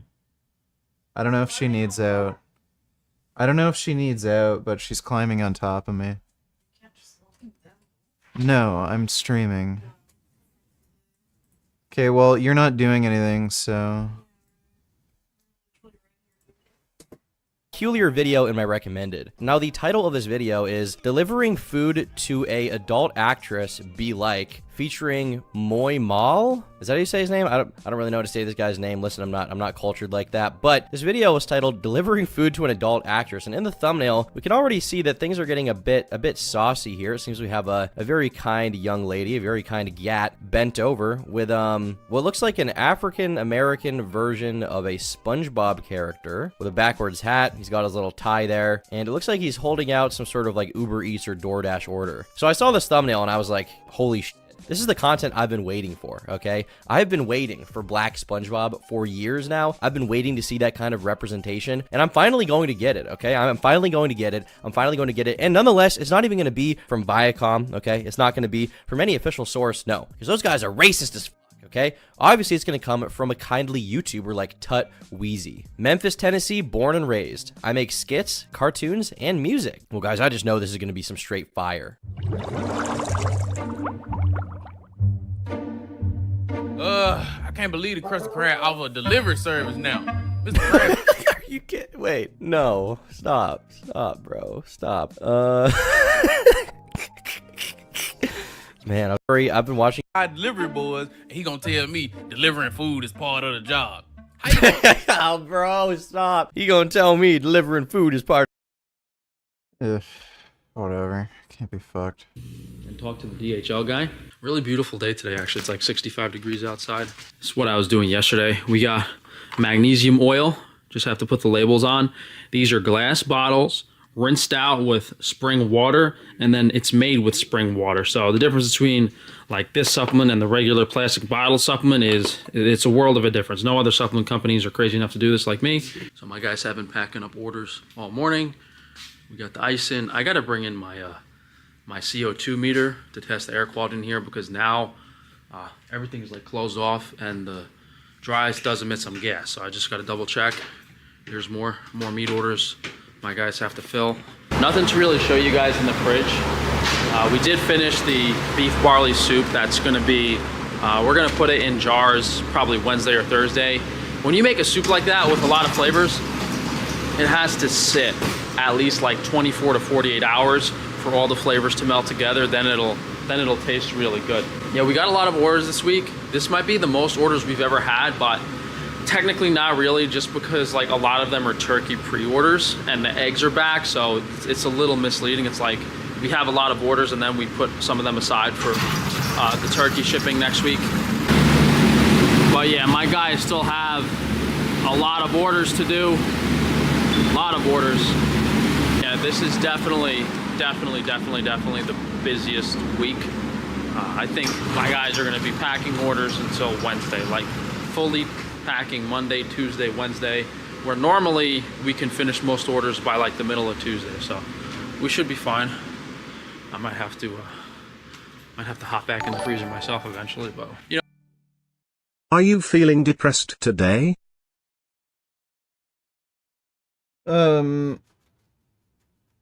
My mood has been a roller coaster of ups and downs, so within minutes, I can go from feeling great, feeling like shit, feeling great, wanting to kill myself, to feeling better than I've ever felt. It is exhausting. But thanks for that donation, Mr. John. You know, like when you're doing something consistently, it's fine, but now like I don't really know where everything is in the freezer because my guys move stuff around, so like I'd have to, like, for me to fill orders. Now I could do it, but it'd be annoying like looking for stuff on every order. We did get in distributor delivery here. Just restocking a few things. They sell the Mountain Valley water. I think I told you guys. So now I got a new distributor for that. Still overpriced, but we got some raw sugar restock. We got the udon noodles restocked, macadamia nut butter restocked, some quick oats, and there was something new in here. I think it was organic yeast. We got the chocolate restocked. I'll have to show you guys that tomorrow after I get everything unpackaged, but just a few things back. Yeah, they had this organic yeast for making bread, because like the sourdough is very difficult to get right, and now in the colder weather, like the sourdough is kind of hard to do. So I bought this organic yeast, and maybe I'll be... I don't know why he has a thing with sourdough. I don't know if it's like one of his stupid ideas when it comes to purity. Like, oh, it's pure. The only ingredient is like flour. But sourdough usually just sucks. Sourdough is not as good as leavened bread. Have you seen these videos? If not, hope you enjoy them. Smiley face 1. I am your host, the Prophet Muhammad, peace be upon me. And with me now is, excuse me, sir, who exactly are you? I'm the angel Gabriel, son. I already know the angel Gabriel, and you're not him. All right, so tell me, what does your angel Gabriel look like? Describe him for me. Let me think. He's red with creepy, evil-looking horns and a pointy tail, and he has some sort of a name badge on his chest, but I don't really know what it says because, as everyone knows, I can't read. He likes to choke me a lot. He chokes me and gives me revelations, and he laughs at me whenever I believe anything that he says, which I always do. That's Satan, fool! That was not funny.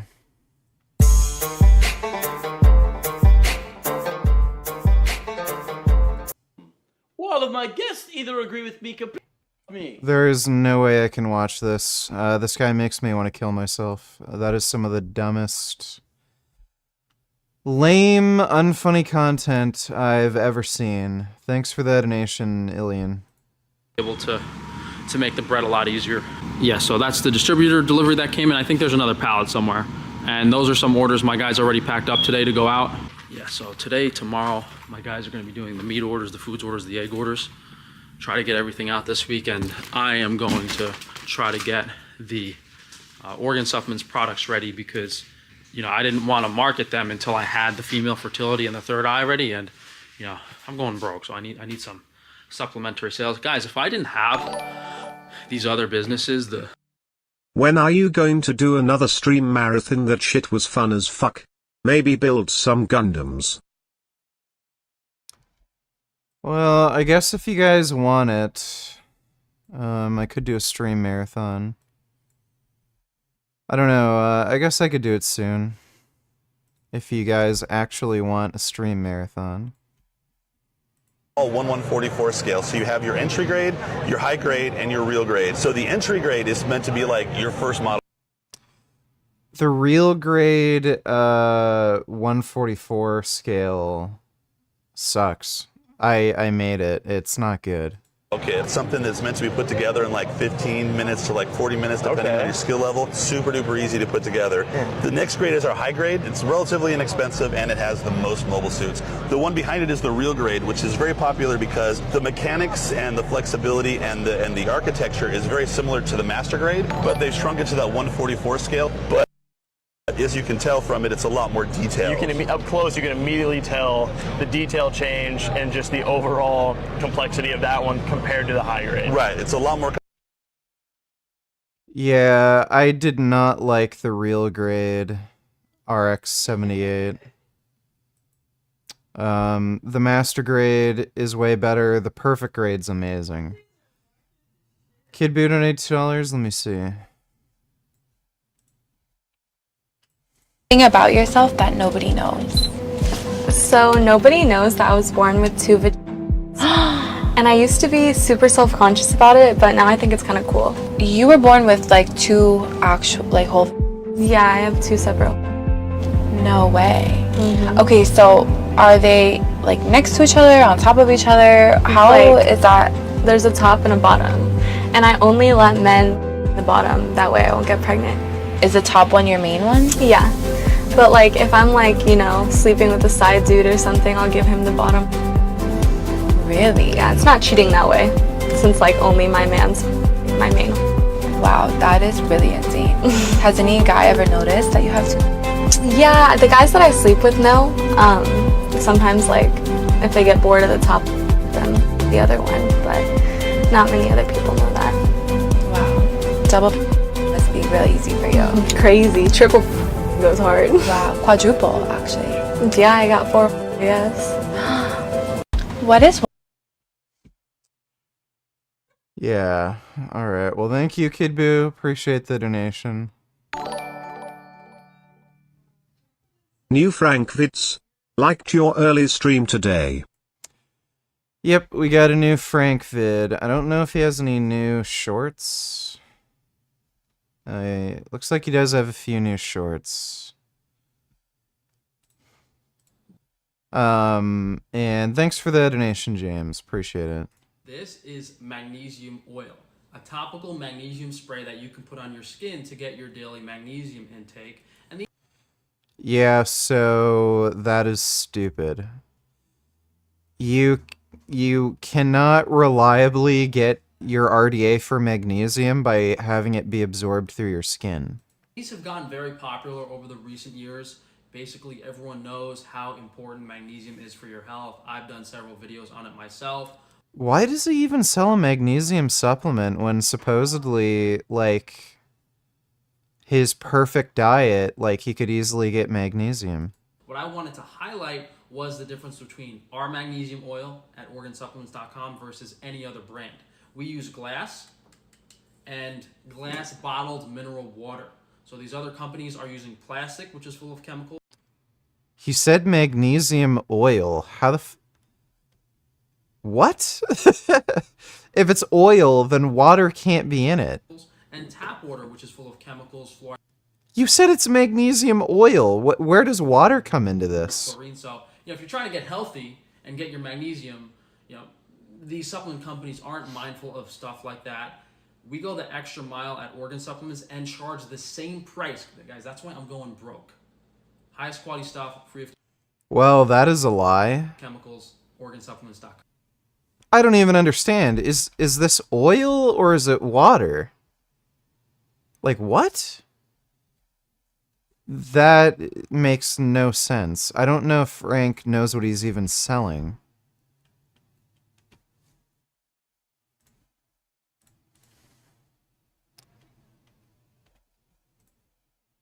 What's up, guys? We finally have all of our beef organs back available. He has a supplement that is called Big Brain, and I'm assuming it contains brain? On organsupplements.com. After an almost 1-year hiatus, I wanted to make sure to source the highest quality grass-fed, freeze-dried stuff for you guys. We have 7 in total. Big Brain, which is brain powder, full spectrum, a mix of the main vital organs. Male virility, which is beef testicles for testosterone.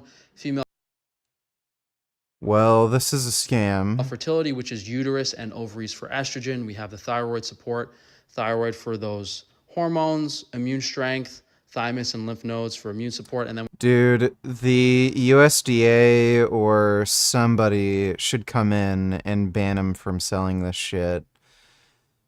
Like, just the titles, like the label alone is so misleading. As if this would improve, like, sperm motility or increase your testosterone or anything, or make your brain work better. Like, fuck Frank. we have third eye, which is very special. Hypothalamus, pituitary, and pineal, those brain glandulars. And also, the brain is something else that you won't find online from other supplements. Additionally, these are less than half the price of almost all other brands, packaged in glass with a nice scoop inside that you can have in the morning right when you wake up. Well, that is worthless fucking garbage. We finally have mastic gum in capsules available on organsupplements.com. Alright, that's just a stupid mastic gum supplement. Yeah, what a clown. The naturals, the supplements, the Wi-Fi shielding, I would have never been able to run a meat business with these margins. Like, it's really, really keeping me going. You know, like it's kind of crazy. I have to be this creative and do so many different products, but whatever. So that might be it for today, Tuesday vlog. I don't think there's much else to show you guys, but I'll show you that stuff from. Is there a way to find out the ingredients? There might be.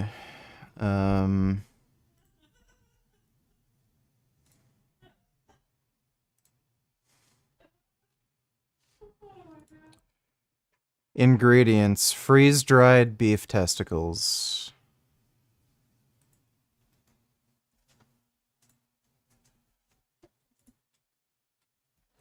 Freeze-dried beef brain. Is it even legal to sell brain, like brains of cow, in the US? Is it legal to sell beef brain in United States?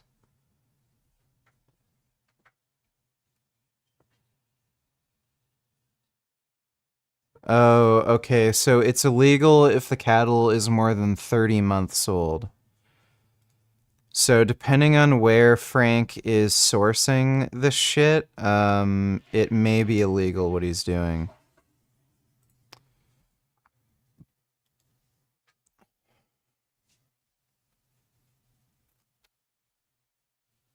Yeah, you have to be a special type of stupid to buy something like this. From the distributor tomorrow when I unpack it. The turkey should be coming Thursday morning. So I'll show you guys the turkeys when they come in. We'll get another delivery typically on Friday with some more meat. So, and then maybe that other organ supplements order will come in next week. So definitely some exciting stuff, new things every week as usual. But I'll see you guys for tomorrow, Wednesday. Think that fascism is inevitable if Trump wins. So how does that track? TJ and his friends are stupid dumb fucks. I've seen their dumb fuck opinion on Israel-Palestine.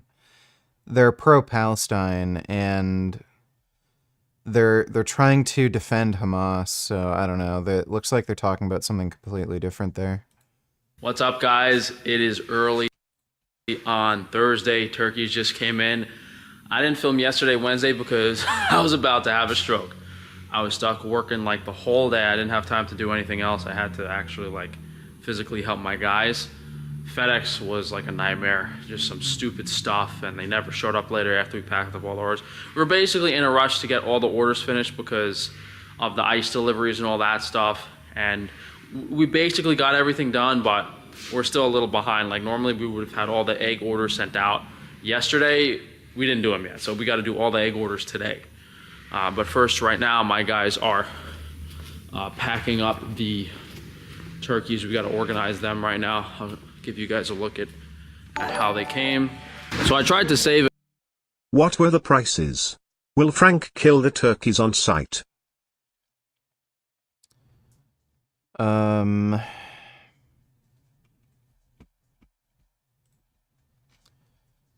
Holy shit, $31. It's like 32. Oh my god, some of these are retarded, like $60 for this bullshit. I don't know if Frank, I don't think he is. He's not a slaughterhouse, so. But thanks for the donation, James. A few $100s by buying the regular corrugated boxes. I should have just got the double wall. But, you know, these turkeys are freshly slaughtered yesterday. Gonna go in the cooler to stay nice and cold. These are 16 pounds. If only Frank could meet the same fate as these turkeys. These are the size like you. I am feeling frustrated as fuck right now. And super depressed and pissed off. So I'm gonna have to take a break and play some like Call of Duty matches. I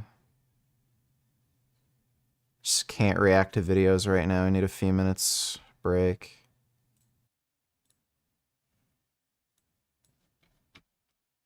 What's the point? There is no point.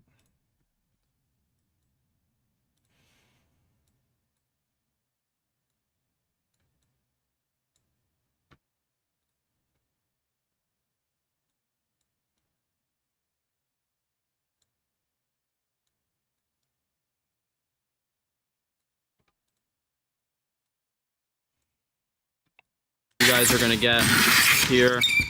Have Same old, Fresh chicken same wings you need, old, like- who cares? Let's watch this shit.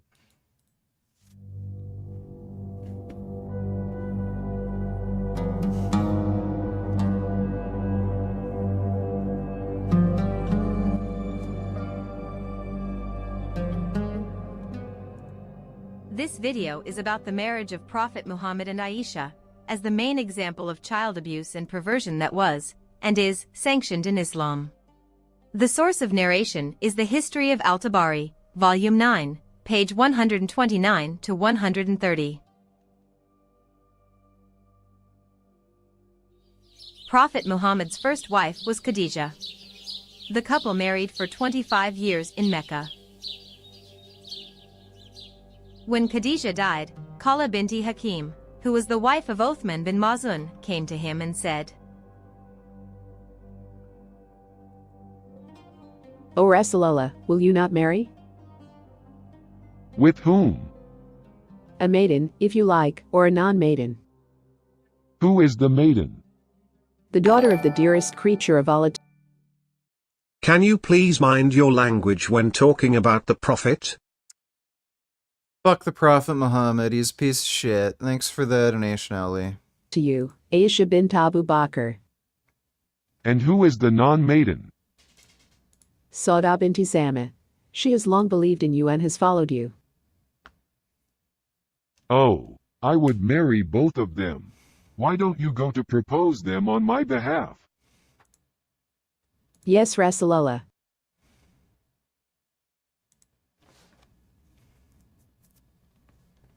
Aisha was only 6 years old, while Sauda was 52 years old. The reason for marrying Sauda was because he needed a mature woman to take care of his children, and to do the household errands for him for free. The reason for marrying Aisha was because he needed to tie the bond with his most adherent supporter, Abu Bakr, who was Aisha's father. The other reason was because he liked to have an intimacy with young girls. I will explain about this later.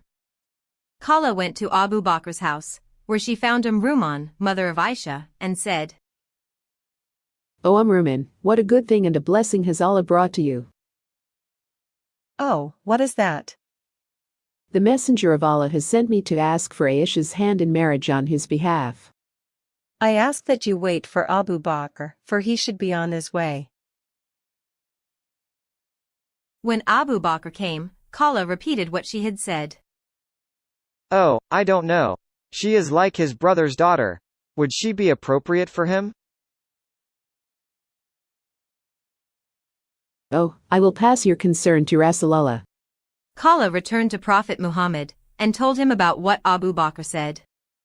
Go back to him, and say that he is my brother in Islam, and that I am his brother in Islam, so his daughter is good for me. She came to Abu Bakr and told him what Prophet Muhammad had said. Why don't you wait here? I have to meet Mutim bin Adi. Oh, okay.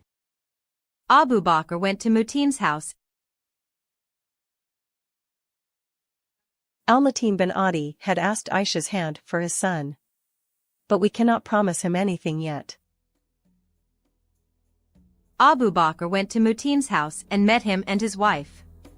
In the past, she had already asked Abu Bakr to let Aisha be married to her son. O son of Abu Kuhafa, perhaps we could marry our son to your daughter, if you could make him leave his religion, and bring him into the religion which you practice. What is she saying? She says what you have heard. What Mutim and his wife meant was they did not want their son to marry Aisha anymore after they found out that Abu Bakr was a Muslim.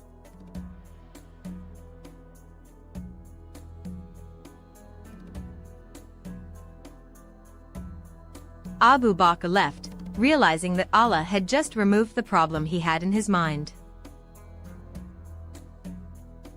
He said to Kala, Call the messenger of Allah. She called the Prophet and he came to meet Abu Bakr. O Rasulullah, I decided to accept your proposal to marry my daughter, Aisha. Thank you, Abu Bakr. Abu Bakr married Aisha to Prophet Muhammad when she was only 6 years old. At that time the Prophet was 51 years old enough to be her grandfather. Jesus, that is fucking disgusting.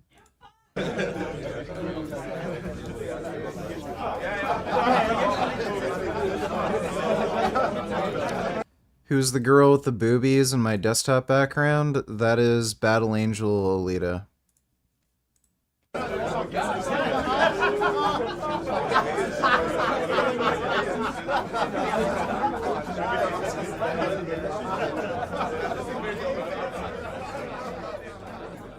Aisha, you...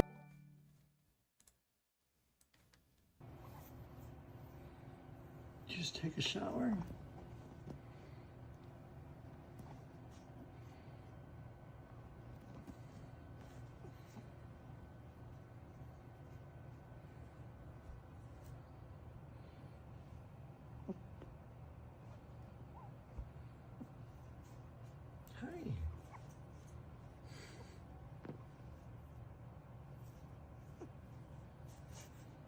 Drying off.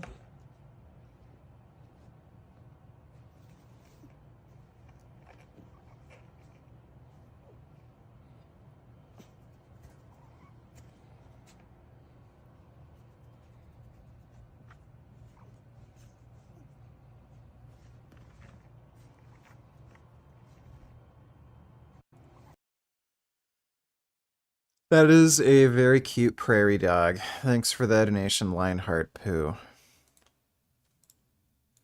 You were shown to me twice in my dream before I married you.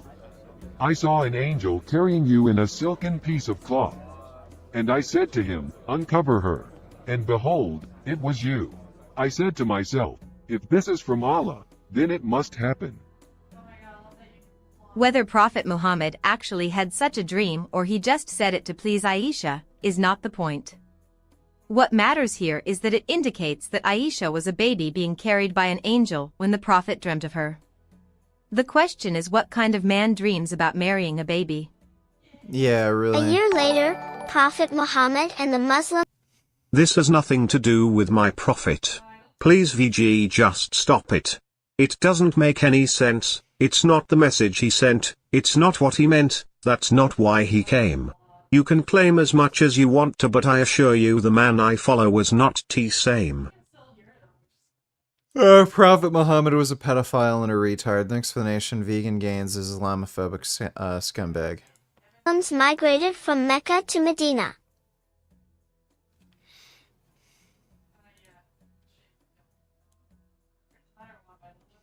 We came to Medina and my dad, Abu Bakr, took up quarters in Al-Sunnah among the Banu al-Harith bin al-Khazraj.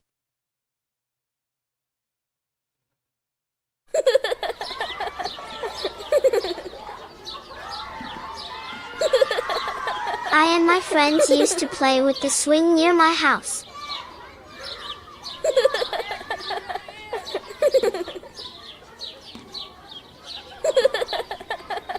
My mother came to me while I was being swung on a swing between two branches and got me down. Aisha, stop now and come with me. Jumaima, help me to prepare Aisha. Yes, ma'am.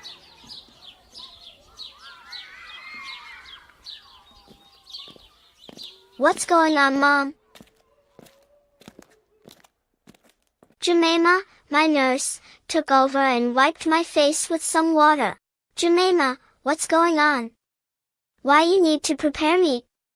For what? You will soon find out, Aisha. I was then brought into my house. There were a lot of people there. Then I saw the messenger of God was sitting on a bed in our house. My mother made me sit on his lap and said, These are your relatives. May God bless you with them and bless them with you. That would be pretty jarring. Wow. Then the men and women got up and left. The Prophet married me when I was 6 years old, and he consummated his marriage when I was 9 years old. Sahih Bukhari, Volume 7, Book 62, Number 88.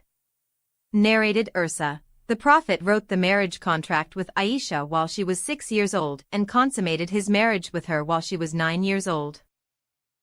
Let's evaluate this famous case of Islamic child bride. Prophet Muhammad married Aisha when he was 51 years old, and Aisha was only 6. He consummated his marriage with Aisha when she was 9. But that does not mean he did not intimately touch Aisha before she reached 9 years old. According to Bukhari, the Prophet actually visited Aisha twice a day after he married with her.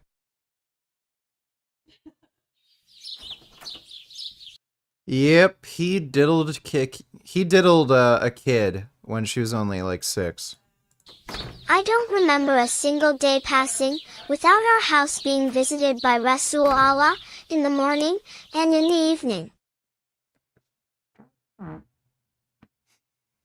What did Prophet Muhammad do to Aisha before she reached 9 years old? We find the answer from Fatwa number 31409, dated the 7th of Jamada al-Ula, year 1421 Islamic calendar. This fatwa was produced. Is Aunt Jemima Muslim?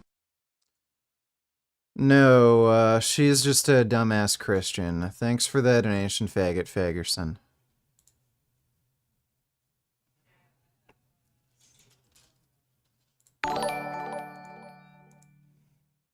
Baba beeba beeba beeba beeba beeba beeba beeba beeba beeba beeba beeba beeba.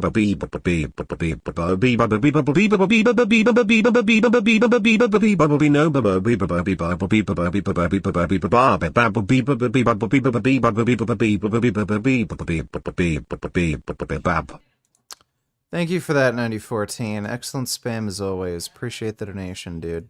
Produced by the Permanent Committee for Scientific Research and Religious Sanctions, Saudi Arabia. The chairman is Abdulaziz bin Abdullah bin Muhammad al-Sheikh. Member 1, Bakr bin Abdullah Abu Zaid. Member 2, Salah bin Fawzan al-Fawzan. The fatwa was the answer for the following question number 1809. It has become widespread these days, and especially during weddings, the habit of mufakatat of the children. What is the opinion of scholars, knowing full well that the Prophet, the peace and prayer of Allah be upon him, also practiced the thighing of Aisha, the mother of believers, may Allah be pleased with her? So this man asking about mufakatha or thighing that Prophet Muhammad did toward Aisha, before Aisha reached 9 years old. What is mufakatha or thighing? According to Mujam Lughat al-Fuqaha or Dictionary of Islamic Legal Terminology, page 445, thighing or mufakatha means shoving the male genital between the thighs of a woman. Jesus. It has not been the practice of the Muslims throughout the centuries to resort to this unlawful practice that has come to our countries, from pornographic movies that the kuffar and enemies of Islam send. As for the Prophet, peace and prayer of Allah be upon him, thighing his fiancée Aisha. She was 6 years of age and he could not have intercourse with her, due to her small age. That is why the Prophet, peace and prayer of Allah be upon him, placed his male member between her thighs and massaged it softly, as the Apostle of Allah had control of his male member, not like other believers. Wow, so he sexually assaulted a 6-year-old. So, according to this fatwa, Prophet Muhammad couldn't do coitus with Aisha since she was too small. Therefore, to satisfy Aunt Jemima told me to tell you to tell yourself to tell Aisha to tell you to tell Uncle Ben's Rice Company LLC Incorporated etc. to watch this goddamn video.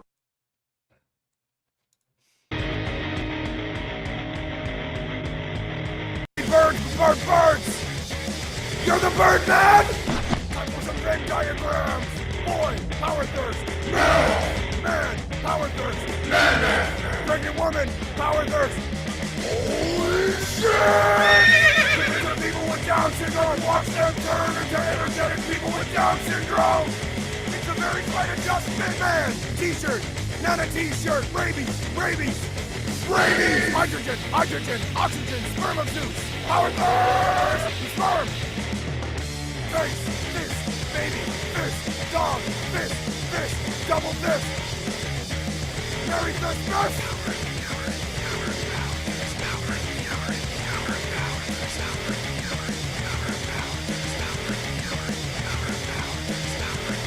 Terrorism! You drink this, you will vomit a wedding!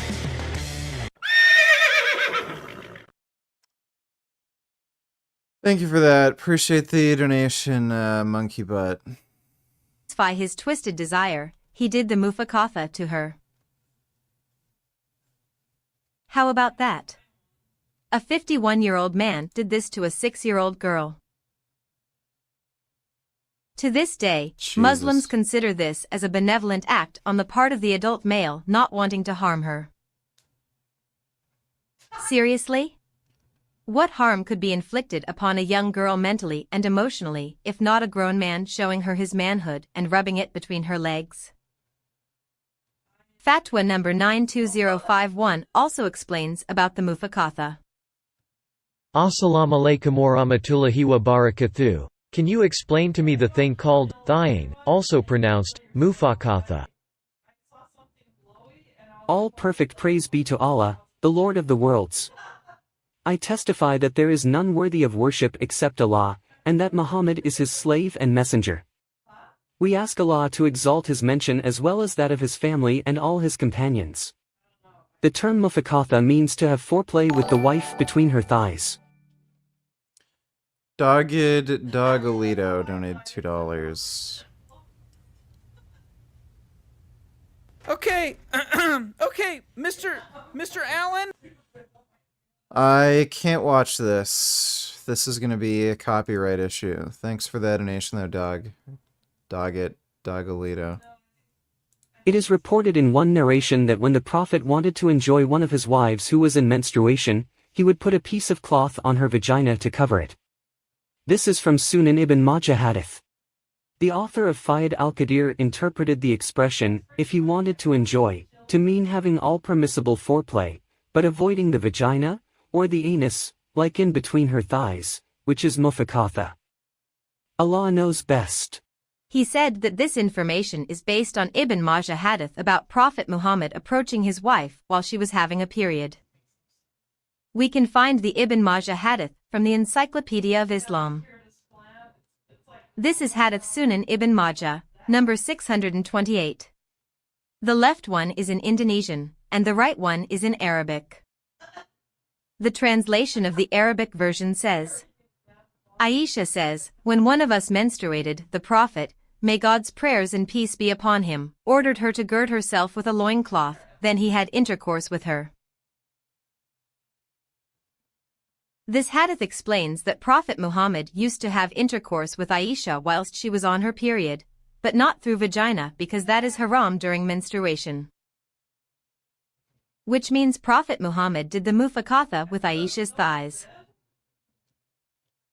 We can see the same message in Bukhari number 31245. This is the Arabic version.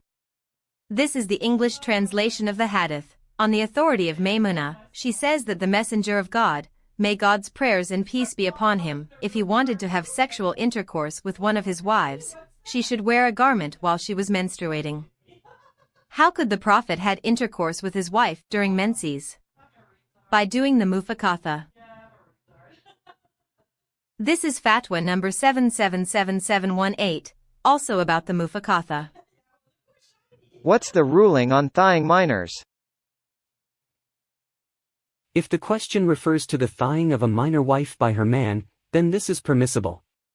But if the question refers to the thawing of a non-wife, then it's forbidden, whether it's the thawing of a minor or an adult, a male or a female. Let's see the explanation from Ghada Jamshir about the practice of Mufakatha in the Middle East countries. Ghada Jamshir was a Bahraini women's rights activist and an ardent campaigner for the reform of Sharia courts in Bahrain.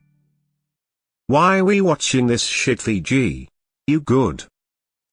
We're watching it so everybody can learn how much of a bullshit, fucked up religion Islam is. Thanks for the donation, Oinker. And the Arab Gulf states.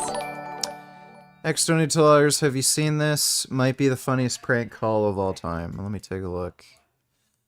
This is probably not going to be funny at all, and it's going to make me want to kill myself that much more. Hello? Hello. Who's speaking? Who's speaking? You got a problem? Come get some, bitch. Oh, here we go with that shit again. Who was this now? What's your fucking name? Address, and I'm gonna put a bullet in your bitch head. Meet me some motherfucking where, bitch.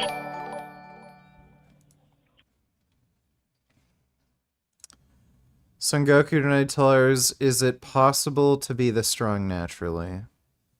Let me take a look. Well, yeah, I mean, you can be this strong naturally. This is only 358 for 10. It's not crazy. This guy is not natty, though. He's openly admitted to taking steroids. But yeah, you can be that strong naturally. Thanks for that donation, Son Goku. That sound like me. You got a problem? Come get some, bitch. All you gotta do is give me an address, motherfucker. What the fuck you talking about? All that yak on the phone don't mean shit. All that yak on the phone don't mean shit. It's your clip and your gap, and you come get some. You want an address, motherfucker? Give me one. You meet me somewhere. Give me an address, and I'm gonna put a bullet in your bitch head. Hey, what? You know what? We can do this. Give me a fucking address. I'm right next to my pieces, homeboy, with a bag full of bullets and some clips. Now, how the what fuck you want to do this shit? You talking shit on the phone? Meet me somewhere, and I'll No, you meet me somewhere, motherfucker. I'll smoke your ass. Yeah, that is not funny, and I am that much closer to ending it. Thanks for that donation, though, X. جمشير سنية وبالتالي هي ترفع اللواء ضد زواج مقرر شرعا عند الشيعة. مقرر شرعا؟ عند الشيعة مقرر شرعا. الشريعة الإسلامية أقرت المتعة؟ أقرت المتعة اللي بهذه التصنيفة اللي أنا بقولها لك. التمتع بالمفاخذة، عندهم التمتع بالملامسة، زين؟ التمتع بالمكاعبة، التمتع بالصغيرة. التمتع بالصغيرة تعرف شنو معناتها؟ معناتها يتمتعون بالطفل اللي عمرها 2 3 سنين 4 سنين. طيب عشان ما ندخل بس في التمتع تفصيلات. بالمفاخذة خل اشرح لك شنو لا لا تشرحي لي هذه ضد حقوق الطفل، هذه يعتبر اعتداء جنسي على الطفلة. يعني التمتع بالمفاخذة شنو ذي؟ التمتع بالرضيعة معناته ذي. زين؟ الرضيعة يعني كم عمرها؟ سنة، سنة ونص، أشهر. يعني هل يعقل رجل بالغ يمارس الجنس مع طفلة رضيعة؟ بس وتقولون لي الشريعة الإسلامية أحلت هذه الأمور؟ خل المتعة، المسيار، شنو معنات المسيار؟ تقول أنا سنية؟ According to Ghada Jamshir, there's several practices done by adult husbands to their young wives. Altamatua bil al-mufakaza, Altamatua bil al-mukaaba, Altamatua bil al-sajira, Altamatua bil al-radia. Can it be crazier than this, folks? And this is all related to Islam and what Muhammad did to Aisha. Dogged, Galito donated $2. It's not part of the Rick and Morty series. It's a real court interaction, which is just voiced overed by Justin Roiland.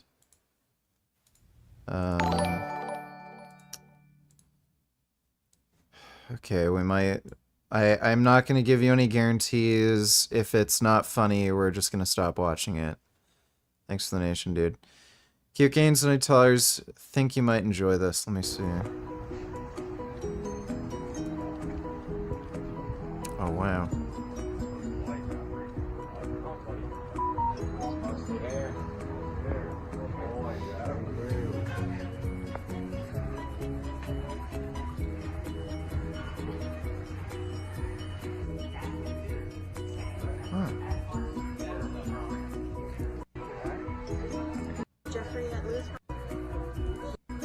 Chicago YouTube.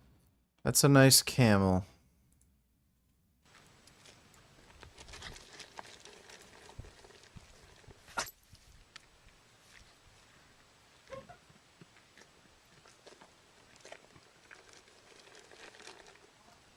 That is also a nice camel.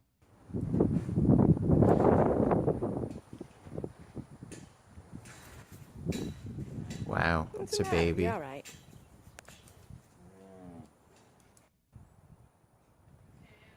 Oh my god. It's a nice little baby.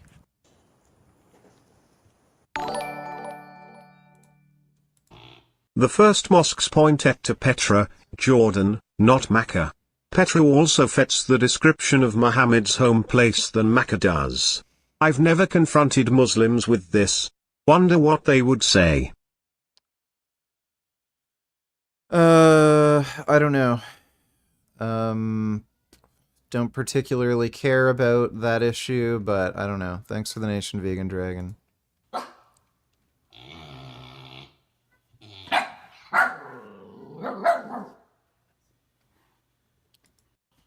Well, that pig does not want to wake up.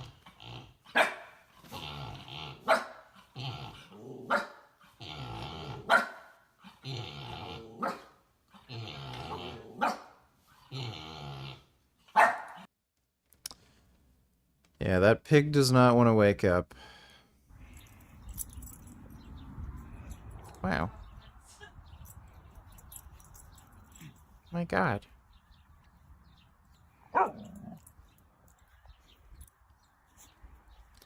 It's a nice alpaca.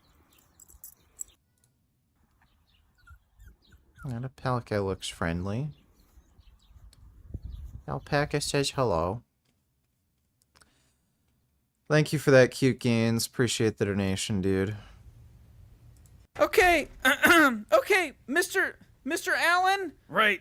I believe that your case was going to trial not this Monday, but the following Monday. Do you understand that? Yes, Okay, I tell you, if you need to tell me something, I'll let you come up here to the podium so you can speak into the microphone and I can hear you. Yes, the attorney here, I'm wanting to fire him. Uh-huh. And, I don't feel like he's doing any... Who are you going to hire? I'm not going to hire nobody. I'm going to try to get a different public defender. There isn't... You have a right to an attorney. This lawyer has... You don't have a right to a specific attorney. This lawyer has made sexual advances on me. He's misrepresenting my case. He told me if I wanted him to do a good job, I had to let him give me oral sex. He's had doctors at Central State Hospital put a false diagnosis on me. Okay, I know Mr. Wyatt pretty well, and I don't think he has the ability to make doctors at Central State do anything. Well, they did it, and he's the one that had me sit down there. Well, they may have done it, but I don't think that he had anything to do with it. All right, well, he won't give me the... That is not funny. Ayatollah Khomeini, the founder of the Islamic Republic of Iran, wrote in his book Tahrir al-Wasila, Volume 2, page 216, about this practice with prepubescent children. A man can carry out all the sexual pleasures he desires on his bride, even if she is just a baby. He is entitled to thigh her, that is placing his male member between her thighs, heavily kiss her, grope her body with full of lust, and so on. Jesus Christ. Does this sound like a religious guidance or satanic perversion? Yeah, really.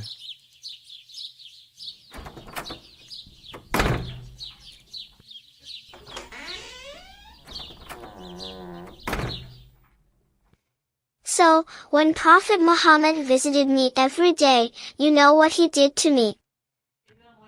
If he could do something like that every single day to a little girl, he would not hesitate to go further and violate the child before she was a mature adult. This is exactly what Muhammad did to Aisha when she was yet a child of 9. Before she reached puberty, he began to have intercourse with her. I used to play with the dolls in the presence of the Prophet, and my girlfriends also used to play with me. When Allah's apostle used to enter my dwelling place, they used to hide themselves.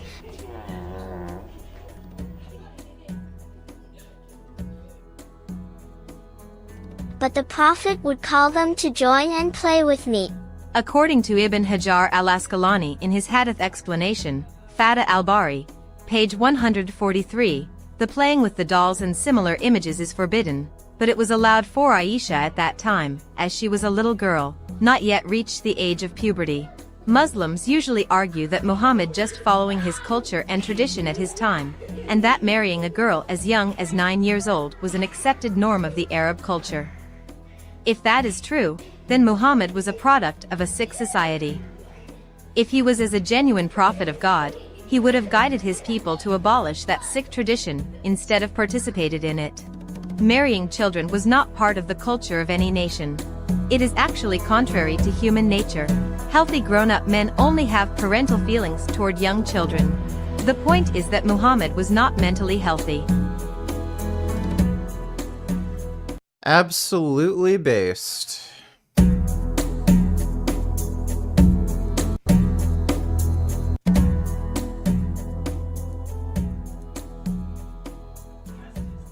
To be sure that Prophet Muhammad wasn't the only one who is allowed to marry a prepubescent girl, Allah revealed Quran, Surah Al-Talaq, verse 4. And if you are in doubt as to the prescribed period for such of your women as have despaired of monthly courses, then know that the prescribed period for them is 3 months, and also for such as do not have their monthly courses yet. And as for those who are with child, their period shall be until they are delivered of their burden. And whoso fears Allah, He will provide facilities for him in his affair.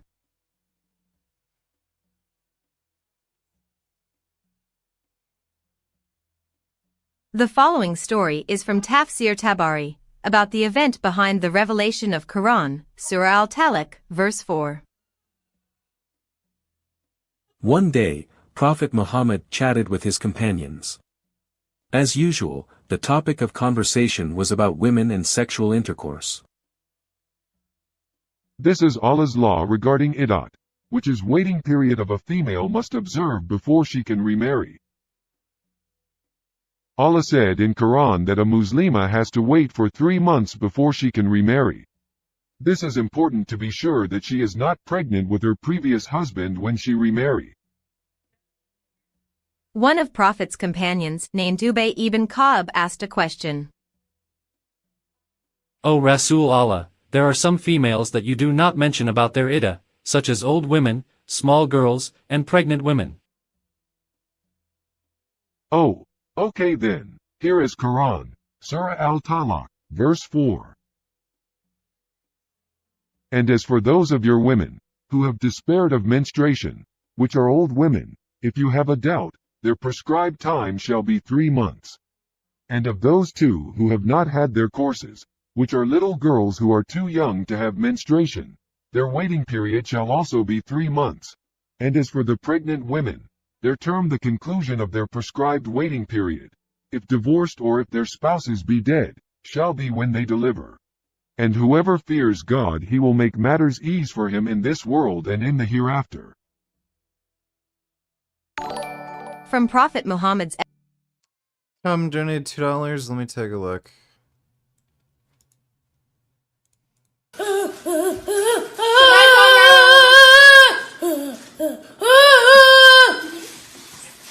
I don't know what you're talking about. You don't know what I'm talking about. No. I be having it. Who be having it? I That might be the movie we be watching sometimes. Oh yeah. Y'all don't have a TV anymore. We can watch TV on my computer though. No. What you hear? Well, that's great. Thanks for the donation, Kim. Explanation. We understand that the sentence for such as do not have their monthly courses yet is about little girls who are too young to have menstruation. This means a Muslim can marry a girl at any age, from a day old to older. Yes, with Quran, Surah Al-Talaq, verse 4, the Prophet declared that there is no age limit to marry a girl in Islam. This information is emphasized in Sharia law Wow, that is disgusting. Book titled Reliance of the Traveler or Umdat al-Salik, one of the most renowned classical manuals of fiqh, in page 567, law number N9.2. A waiting period is obligatory for a woman divorced after intercourse, whether the husband and wife are prepubescent, have reached puberty, or one has and the other has not. Number N9.9 reads, the waiting period for a woman who does not menstruate, whether prepubescent or postmenopausal, is 3 months. We can clearly see here that, in Islam, marriage to prepubescent girls is allowed and regulated, with divorce rules for such little girls in operation. The implication of this law can be very damaging physically for underage girls, and this is acknowledged in the same book, page 592. The indemnity for bodily injuries. A full indemnity is also paid for injuries which paralyze these members, or for injuring the peritoneal wall between vagina and rectum so they become one aperture. What does this mean, guys? This is a medical anatomy model of a girl's lower body part. The forced penetration by an adult man to the underage girl causes her small vagina to rupture and rip apart, up to her rectum. You can imagine the pain that the little girl suffers because of this action. This is another Sharia book titled Heavenly Ornaments or Bahishti Ziwar that also mentions this type of injury. Also the Prophet Muhammad married his daughter-in-law, adopted son's ex-wife, and banned adoption as a consequence as the Arabs considered marrying your son's wife as incestuous. Why did the Prophet ﷺ marry his adopted son's ex-wife? This question requires a level of clarification. When the Prophet ﷺ He married his adopted son's ex-wife because he thought she was hot. That is pretty fucked. Thanks for the donation, X. The paragraph talks about ghusl or washing ritual after having sex. If a woman is underage, but not so small, that if one has intercourse with her, there is a fear of the vaginal tissues tearing, to such extent that the vagina and anus will virtually come together, then by the insertion of the glands of the penis into her vagina, ghusl will become fard on the man, if he has reached the age of puberty. However, if there is the aforementioned fear, in a very minor girl, then mere insertion of the penis does not render ghusl obligatory. This means that if the man is an adult, and he is worried that inserting his genital to a prepubescent girl, or an infant or a baby girl, can cause the tearing of the vagina to the anus, then just insert the head of his penis. This is really sick. Yeah, that is disgusting. We can read a similar explanation from another Sharia book titled A Digest of Muhammadan Law, Part 2, translated by Neil Bailey. This is about the marriage law in Islam, page 26. When a man has had sexual intercourse with a girl under the age of 9 years, and has ruptured the parts. You know what parts we are talking about here. It is her vagina, tearing apart because of what the adult man did to her. It is unlawful for him to have further connection with her, but she is not released from her ties, if connected with him by marriage or slavery.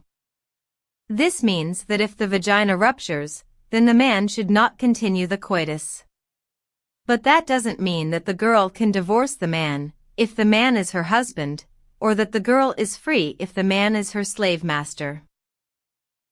If no rupture has taken place, the prohibition is not incurred according to the most valid opinion. This means that if no rupture happens, then the man can go ahead to continue with the coitus. The fact that the rupture incident is mentioned repeatedly in many Sharia books means that such horrific accidents happen often during child marriages.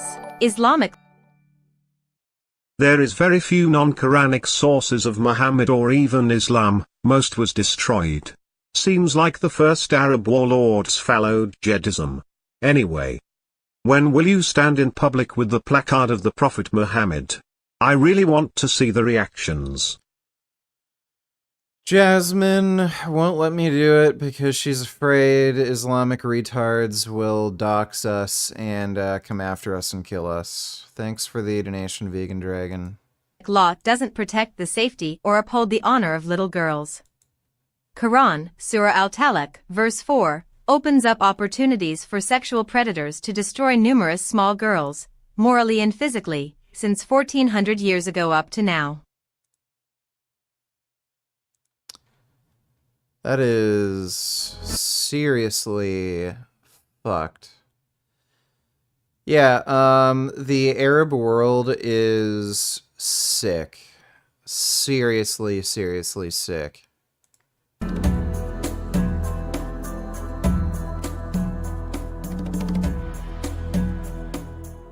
It has been 3 years, but the Prophet hasn't consummated his marriage yet with Aisha. Yeah, I wonder why. I think because Aisha is too skinny. I see. Should we fatten her up then? Yes, that's a good idea.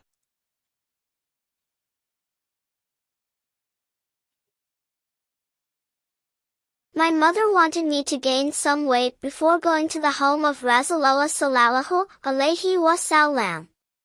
Nothing benefit me until she fed me cucumber and fresh dates, which helped me gain weight nicely. This is the commentary of Sahih Muslim, Volume 3, page 577, regarding the time for a child bride to withstand intercourse. As for the time a young married girl goes to her husband to do sexual intercourse, it is permissible at any time, given there is no harm to the girl, and both the husband and the girl's guardian approve. According to Ahmed Hanbali, if they disagree, then she is forced to join her husband at 9 years old. This means that when Prophet Muhammad and Abu Bakr agreed that Aisha was ready to have coitus, then the Prophet could do it right away, regardless of her age and whether she consented or not. This is nothing but rape. A fiqh book titled Rad al-Mudir ala al-Dur al-Mukhtar, Volume 5, page 283, says, withstanding penetration means being able to withstand it from a penis or another object in breaking the hymen. This cannot be determined by a minimum age. For example, fat girls can withstand intercourse even if they were very young. How do they know about this? Did they do some tests with some fat and not so fat very young girls? This is also the reason why Abu Bakr and his wife fattened up Aisha, so she could withstand the first intercourse. Abu Bakr and his wife became bad parents because really they followed weird. blindly the very bad, perverted Prophet. Had Aisha already reached her puberty when Prophet Muhammad consummated his marriage with her? In Islam, a girl who already reaches her puberty is considered as a mature person and will have to comply with Sharia Islam to the fullest. She won't be allowed to play with her dolls anymore, since dolls resemble images that are haram in Islam. Sahih Muslim 1422 c. Aisha reported that Allah's apostle married her when she was 7 years old, and she was taken to his house as a bride when she was 9, and her dolls were with her, and when he, the Holy Prophet, died she was 18 years old. Sunan Abu Dawud 4932. Narrated Aisha, Umm-ul-Mu'minin. When the messenger of Allah arrived after the expedition to Tabuk or Khaybar, the draft raised an end of a curtain which was hung in front of her storeroom, revealing some dolls which belonged to her. What is this? You know, my dolls.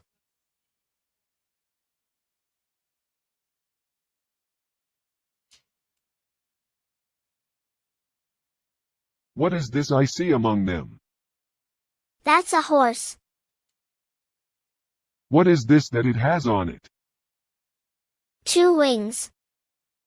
A horse with 2 wings? Have you not heard that Solomon had horses with wings? Thereupon the messenger of Allah laughed so heartily that I could see his molar teeth. The Ahadith from Sunan Abu Dawud and Muslim explained that when Aisha lived in the Prophet's house, she still played with her dolls. This means that Aisha was still a prepubescent girl when the Prophet started to consummate his marriage with her.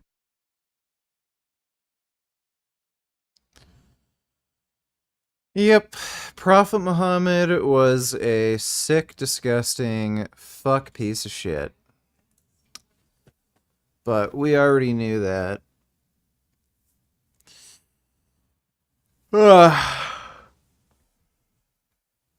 Let's try some more COD matches, then play, whatchamacall, Mortal Kombat.